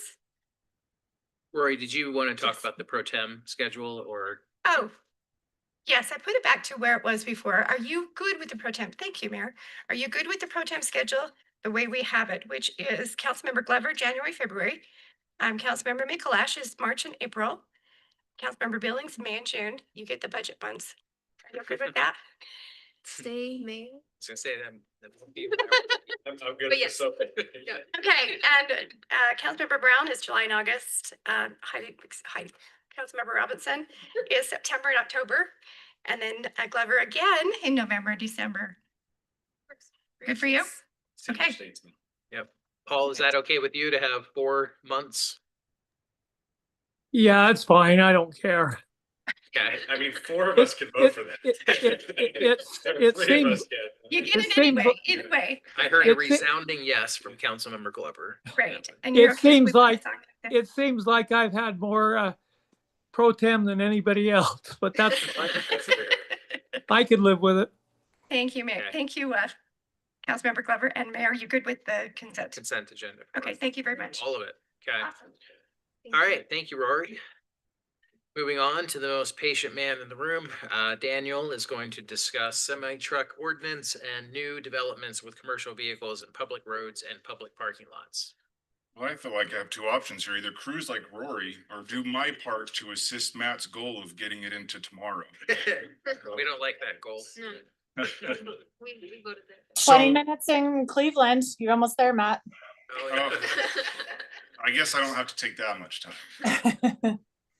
So I'm here to get some direction as far as some issues the city's been seeing with commercial vehicles, and that's if you've read my staff report, it's from large vehicles all the way to much smaller vehicles. The city council voted in March on some adjustments to parking overnight for large commercial vehicles, which they passed, and that is no longer allowed. However, there's been ongoing issues with parking during the day for an extended period of time, as I'm pretty sure the council's personally been informed of an issue with that before. So that is the one aspect that I'm here for, is large commercial vehicles in general, but also there's been a recent issue with the city of other commercial vehicles utilizing public spaces of the cities. Particularly one that's been brought to the attention is a private company, I would say, but it's a group of individuals who own a multitude of Turo vehicles who are using Midvale City's public streets as essentially their storage for their commercial vehicle fleet of their Turo vehicles, which is on one particular street, an officer, as going out to a call, is counted up to 12 of their vehicles on a singular section of Midvale public street, occupying that space, which has been frustrating to the residents in the area because their parking or public parking is being occupied by all of these Turo vehicles, taking up space from them. Another thing that has been brought to the attention of city staff is on Main Street, some of the businesses there utilizing public parking owned by Midvale City to, again, store their mid-sized vehicles, their delivery vehicles and things of that nature, and again, utilize public space as a storage space for their vehicles, which is taking up that space away from those businesses and the people going to their businesses. So I'm here to kind of get your feedback as far as what you would like to see or how you would like to address it, if you want to address it at all. Currently, I've been, rough drafting some proposed text amendment changes to as of now, it would be completely eliminating commercial vehicle parking on public streets and public property, public parking lots owned and maintained by Midvale City, with few exceptions. Some of those exceptions, as I've currently drafted it as of now, would be when they're actively involved in what their commercial vehicle use is, such as unloading, addressing things, like if they're a maintenance person, addressing some kind of a maintenance issue that they're actively involved in their commercial use. When it comes to the parking lots, it would be, whether they're actively doing something to support Midvale City, again, the type of vehicles that you see out front in our parking lot when they're coming to pick up the shredders or conduct maintenance, or, I think the most recent example was a company installing some lines for a new office for us.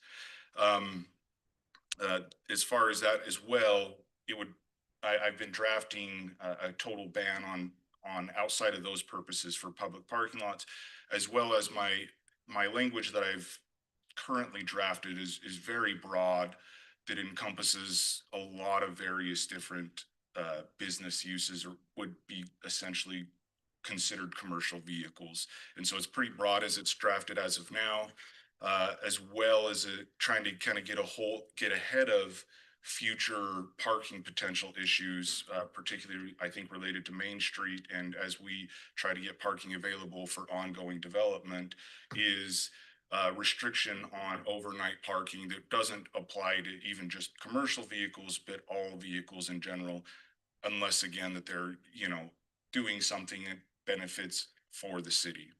So that's what I'm here for. That's kind of the overview of what I've been working on, and I was here to get your feedback and see how you would like me to proceed with the drafting and any kind of input or guidance you have from that. Or any questions, I suppose. I'll allow it. Thank you, Daniel. Any questions or comments from council? I feel like sometimes people just look at me waiting for me. I mean, you did claim earlier that you were going to make it hard for me, so I appreciate a softball though. Yeah. So there are, especially in my neighborhood, there's a certain house with multiple large tow trucks, right? And if they're parking on the street during the day, as I see a smile from someone that knows what I'm talking about, and where the complaints probably come from. It is a very big eyesore, and it's really in a pretty unsafe spot, right? But like the thing that I always worry about this is enforcement, right? So I'm guessing that would be on the police, right? To, ticket. Granted, I think this is easier enforcement than like the snow one because, semi trucks and tow trucks and whatever are easy to spot from far away and manage. The Turo one concerns me. That's pretty crazy that someone's doing that, though that's harder to probably sort of manage and enforce, right? Like, how do you chase that down, find it, right? So I'm personally in favor of making something pretty restrictive for this, so long as it's something we can do on the enforcement side. Yeah, I agree with Councilmember Brown on that. I have one in my neighborhood that is a fleet of a limousine service. And it blocks the road. So it becomes a 1-car road versus a 2-car road. And we get a lot of calls about that. So I think the more restrictive, the better, as long as it's enforceable. And as I've currently drafted, I mean, I obviously personally feel it's enforceable the way I'm drafting it. The other thing that I've kind of looked at doing, and I've already drafted some, is making it enhanceable. So particularly related to the commercial vehicles, to where, your first offense, it would be an infraction, but clearly if you're continuing to ignore the violations and continuing to conduct that or do that kind of conduct by parking on the streets, it would move up to a Class C misdemeanor at that point in time. Does this impact anybody that uses their personal car for like rideshare? Like, is there a way to? So, and that's where I mean is currently as I've drafted it, it would encompass them as well. It's any kind of commercial use where you're using that vehicle for profit. And so that is, again, a consideration. Sorry, do you have? Yeah, so I just want to piggyback on Daniel's. Part of the reason he's gone this broad is because the Toro cars are not in the name of a company. It's essentially a gig economy type of setup where you are renting out your personal car on the side to people. And so at least our understanding and speaking with the chief and some of her officers is that these Toro cars aren't in the name of like an LLC or a partnership or something like that. It's in the name of a family trust and several individuals. And so that is one of the potential things that I think Daniel is trying to highlight is in order for us to deal with the Toro situation, it does end up capturing a lot of other people within this net of rideshare services and things along those lines. But we are open to suggestions. We've just been having a hard time of trying to write something that would be generally enforceable, that would address the current issue that we're seeing, but not have unintended side effects for people who are just trying to make a living as well. I think this would force them to say, you're going to have to park in your driveway, a private parking lot, you're going to have to park in your garage.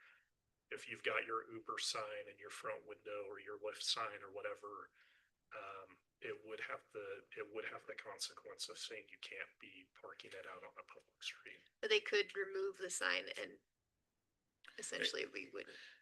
Candidly, I think that, I mean, to go off that too is, and Councilman Brown, the enforceability of it is, I think Turo's a little bit easier because in my conversation with the officer that's, you know, been dealing with this issue, it is, they're able to locate those cars on Turo and see that, yes, this is the vehicle that's clearly identified by the same name who it's registered to, listed on Turo. I mean, obviously, I think that becomes a little bit, well, quite a bit more difficult when it comes to a rideshare vehicle.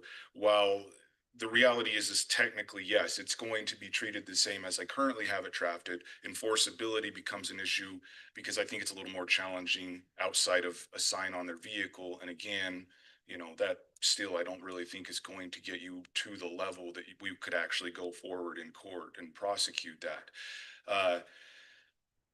So there is some other aspects of it too, is where and how it's enforced, of how easy or are we even able to show that they're using it for profit or for a commercial use.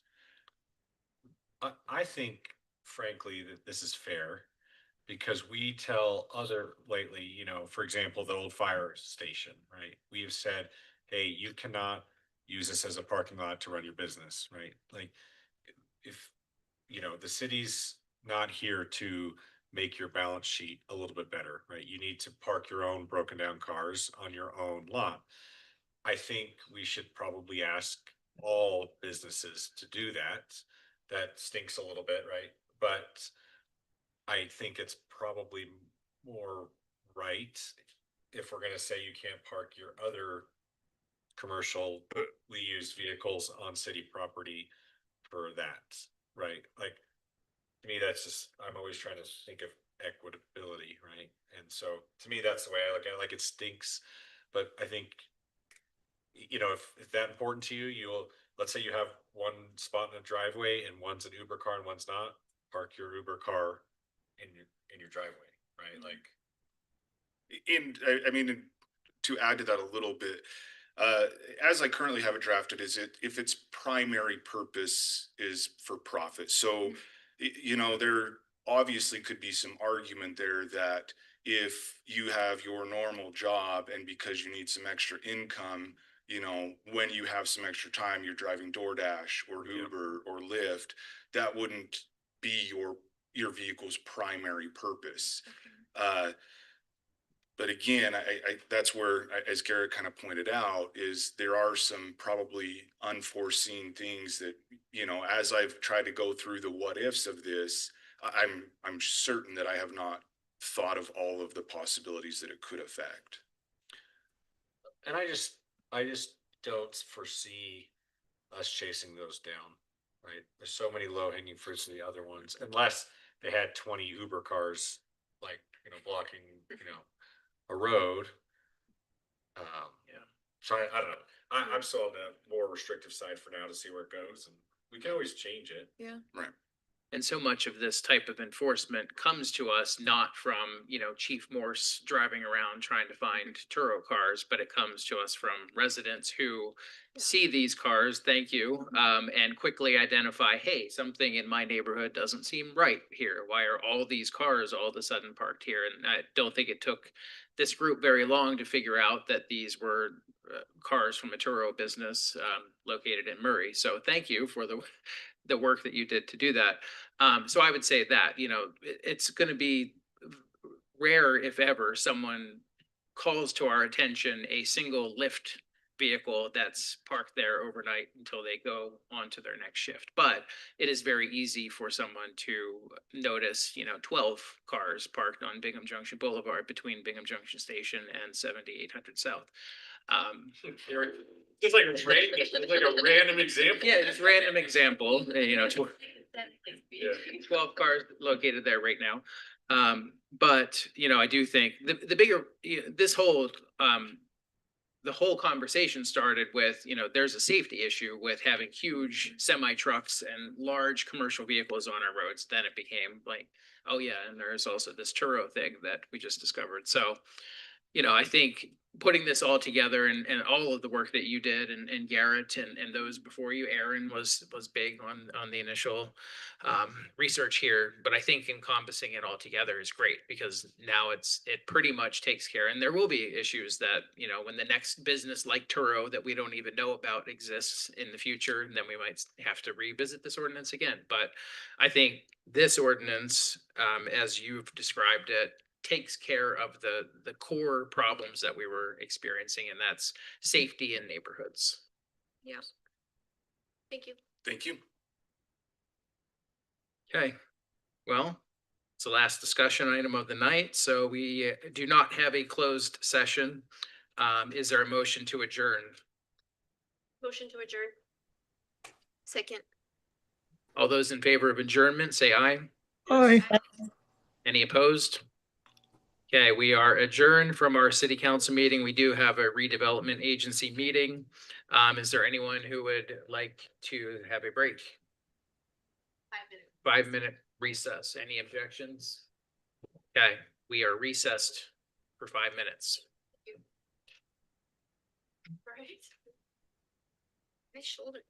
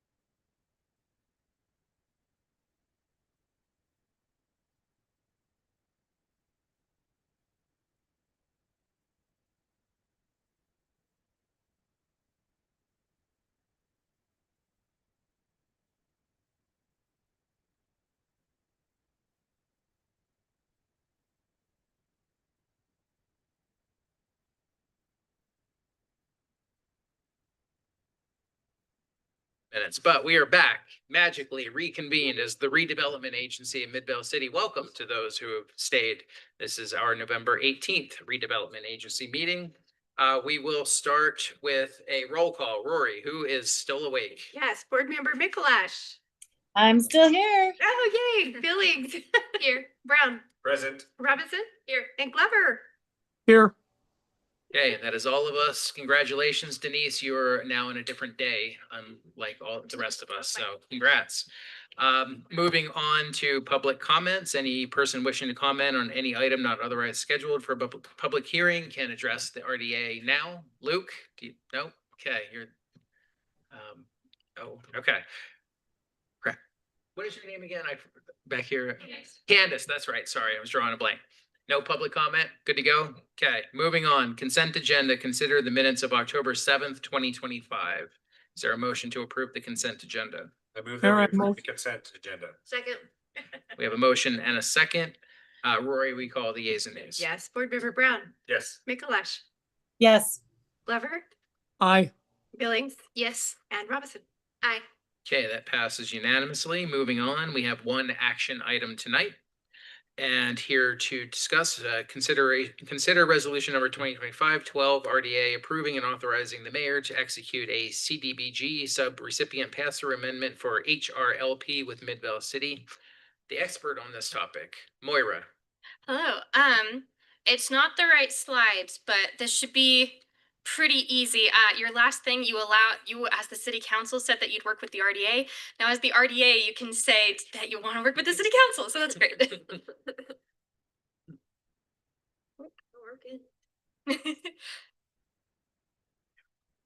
Is there a? There is. I apologize. Perfect. Lovely. Oh, and we're asking you to suspend the rules again since the contract period of performance already started in July. Okay, we had a robust conversation about this during our city council meeting. There's the motion for council to consider. Mayor, I move that we suspend the rules and pass resolution number 2025-12 RDA approving and authorizing the mayor to execute a sub-recipient pass-through agreement with Midvale City for community development block grant funds to support the redevelopment agency's home repair loan program. Second. Okay, we have a motion and a second. Rory, we call the yeas and nays. Yes, board member Mikolash. Yes. Glover. Aye. Billings. Yes. Robinson. Aye. And Brown. Yes. Okay, that passes unanimously. Thank you, Moira. We have one discussion item tonight, a very interesting one I'm very excited about. A discussion regarding the term sheet for a business loan agreement between the redevelopment agency of Midvale City and Greek Streak Taverna, LLC. Aubrey, bring us good joy. I'm hungry. Good morning, board member Denise Mikolash. Just kidding. Good evening, board. I'm here to bring another exciting business, hopefully, to the street. Greek Street Taverna was established in 2016, and they've been staying at the same location in Logan for the last 9 years. The owner operator is Mario Trejo, and they are looking to move into the bottom of the Corner and 6 building, which will be super exciting, you know, having that residential and then underneath another place on this side of the street too, where people can dine. So this will be their secondary location, full service restaurant. They're hoping to get, you know, at least a beer and liquor license and, you know, have people be able to sit more in there than they do at their current location in Logan. That's more of a in and out, like faster lunch style, Greek style food. The applicant has owned and operated the location the entire time that it's been open, so he feels pretty confident about opening a second location and getting it into a different community. And you know, there's a lot of college students out in Logan, so this would be a little bit of a change of community and who's going to attend and dine there. He's very active with the current neighboring businesses and cross promoting and everything like that, which I think really works out on our Main Street with our business alliance on Main Street here. And just the willingness to cooperate with everybody is something that we really look forward to in the RDA. The grand opening goal will be spring or summer, so May or June of 2026. They're hoping to start to be open all days, 7 days a week, 11 to 10. And then if things are going well, to extend weekend hours. They're hoping minimum of 8 positions to 12 positions, a mix of full-time and part-time. And then a big community engagement push for them, as I said, being involved in all the events. They're very comfortable and aware of the street closures that we do right at that corner for the RDA events and everything like that. So I think it'll be another great place to have local artists and businesses participate with them. The terms of the term sheet, the applicant is requesting $80,000 out of the possible 250,000, so not as big as all our other ones that we've had before. 2% interest rate based on all of our calculations in our committee meetings. 7-year loan, and we were comfortable with this as the terms of the lease that the applicant is looking at with William Bustos is also a 7-year lease, so it should be, the initial lease will match the term of the loan. And then the first payment date would be June 1st, or if they open before, we would start payments the month after. And then 100% of the requested loan amount is covered by the collateral. The collateral is going to be the borrower's personal residence. And so it's more than 100% covered. And then the position we've already confirmed by title report just to make sure that we're in that secondary position. And then the applicant, real trooper, Mario Trejo, is here. A lot of you haven't been able to meet him, so I thought it would be a great opportunity for him to come and answer any questions if anyone wants to know more about his business or his plans for a location here, if this goes through. Is this the Bustos? Yes. Is that how you say it, property? Yes. Yeah, okay. Yeah, the corner at 6th. Welcome, Mario. I guys? made the mistake of looking at the menu while Aubrey was talking, and now I'm even more hungry. Yeah, thank you for the opportunity for letting me come and speak and answer any questions. I'm excited about it. I came here about a year ago, met some friends in the area, and I was like, this is a cool spot. And so at the time, I'm like, what do I want to do with my future? And I was like, this would be a cool spot to try something different. I've been doing the same thing for 9 years now, and I'm like, I need something to be excited for again. And I think this would be a great opportunity. Well, like the mayor said, look, we were looking at pictures of the food. So we're excited too. Thank you. For you to try something new. The only thing I'm not happy about is it's like June or something like that, right? It's gonna be sooner than June, right? That's Maybe the I'm goal. hungry. It looks good. I said it's been a long process getting to at least this point, and working with William, it's been great. And so we hope to get open sooner. That'd be awesome to be in by the spring. So I noticed down there was tastings, right? I think this might be the first one that's actually brought up tastings there. yeah, definitely. Need that ground floor retail, and then that shows other people that this is possible, and you can have a ground floor retail restaurant space and make a decent living out of it. So we're very excited about the project. Sweet. And I would say, I really thought, not that we normally don't, but I feel like the presentation really nailed just some stuff to show some benefit, right? For us to give that loan, like that tasting, or just to show a little bit more than there's going to be a food or something. So great job on the staff, great job on the applicant to be a partner. It felt like a partner relationship. So I really appreciate it. Yeah, no, definitely. Like I said, the goal in this would be to do something completely different than what we're doing right now. We're like the lunch spot in town, and we hit like the marks for like the place that all the chiropractors and doctors and the university brings everyone for lunch. So like, I want to kind of flip-flop that and kind of have like a place that groups of friends can come to late in the evening and stay open later hours. Cause I said we get our main business between 11 and 3 o'clock. And so we would love to grow in the evening, but the demographics just not there. Here, I think we'd be able to hit that mark. We'd be able to have people come out after work and have a place to go. And I think the group or the demographic here is kind of what we're aiming for. It's great. What makes the space over there? Like, what's your Just like under- estimated capacity? I know you haven't. It's just under 2,000 square feet, but it's a blank shell, so it gives us a lot of opportunity to move things around and kind of utilize that space really well. Right now, we're in that phase working with the different architects, trying to get a good plan. And that's kind of what the funding will go to towards a lot of all that stuff.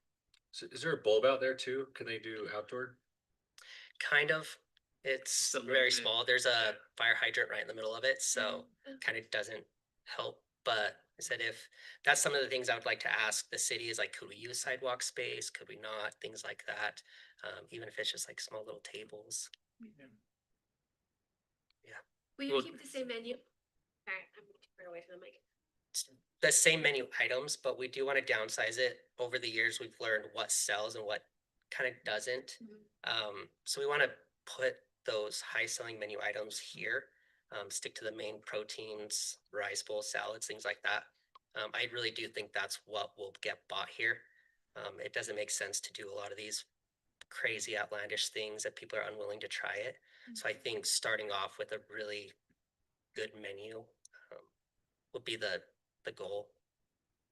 It's a little bit smaller than what we have now. I just want to say, like, piggybacking on like one of the very first things I said today, there's just such a different level of engagement from us in the community with this sort of mixed use space. Like, we're so excited, right? And I just wish the other applicant was here to see how that looks, because I think this is the long-term right thing, right? So again, just appreciate it from both, you know, were you sitting in the back the whole time? Yeah. And you still wanted to stay after listening to me rant, for it's like all right. 27 different people? So I'm glad you do. Well, I appreciate it. It's cool to have opportunities like this available, like, because I've been looking at other things and around our community, and there's not a lot of RDA programs that allow businesses to have opportunities like this. I talked to a lot of my friends are like, well, how do you get money? I'm like, it's not easy, but things like this, like, it gives us opportunities. So I'm really grateful for it. Yeah, coincide with Mural Fest opening. Cool. Yeah, no, I talking to these guys about all these events that they have planned and things like that, engage other businesses and things like that. Like, that's fun. That's what we're missing in my community. So it'd be really cool to be involved in that. Thank you so much for sticking around for Yeah, no, this I appreciate it. late Thank you, meeting. guys. We appreciate it. We will reward you with several orders. Yeah, you guys live right next door. Yeah. Thanks. All right, well, thank you. Aubrey, do you have anything else to add to that? I did just want to say our intention as the RDA is to definitely work with Bustos and see if we're gonna get a lease agreement on that bulb out and see if we can actually get some outdoor seating, even if it's very minimal. We would like to activate the street and the outdoor seating as much as possible. So that's definitely something that we're gonna discuss with Bustos, but unfortunately, it's not something that's, you know, his call. So. And like, you know, just somehow try to direct people to let them know that they're seating, you know, in this way, I guess, in the food, the plaza and stuff like that. Like, if we could, you know, have that used in the evenings. Yeah, maybe safer crossing situation put in Yeah. there. So I definitely think there's more discussion to have with Bustos as we move forward with this. Do you intend to bring this back in December? Yes. Yeah. Yeah, we want to get things moving so that we can get construction going and hopefully you can get open in the spring so we don't push him back further. So. Okay. Yeah. Sounds good. Great. Thank you. Thank you. All right. We do not have a closed session tonight. Am I missing anything? Nope. No closed session. Is there a motion to adjourn? Motion to adjourn. Second. Motion to adjourn and a second. All those in favor of adjournment, say aye. Aye. Yes. Yes. Any opposed? Nope, didn't hear any. We are adjourned. Have a good night. Such a rookie Good night. Good night. Good night. Such a Right. rookie move. I said motion and not move.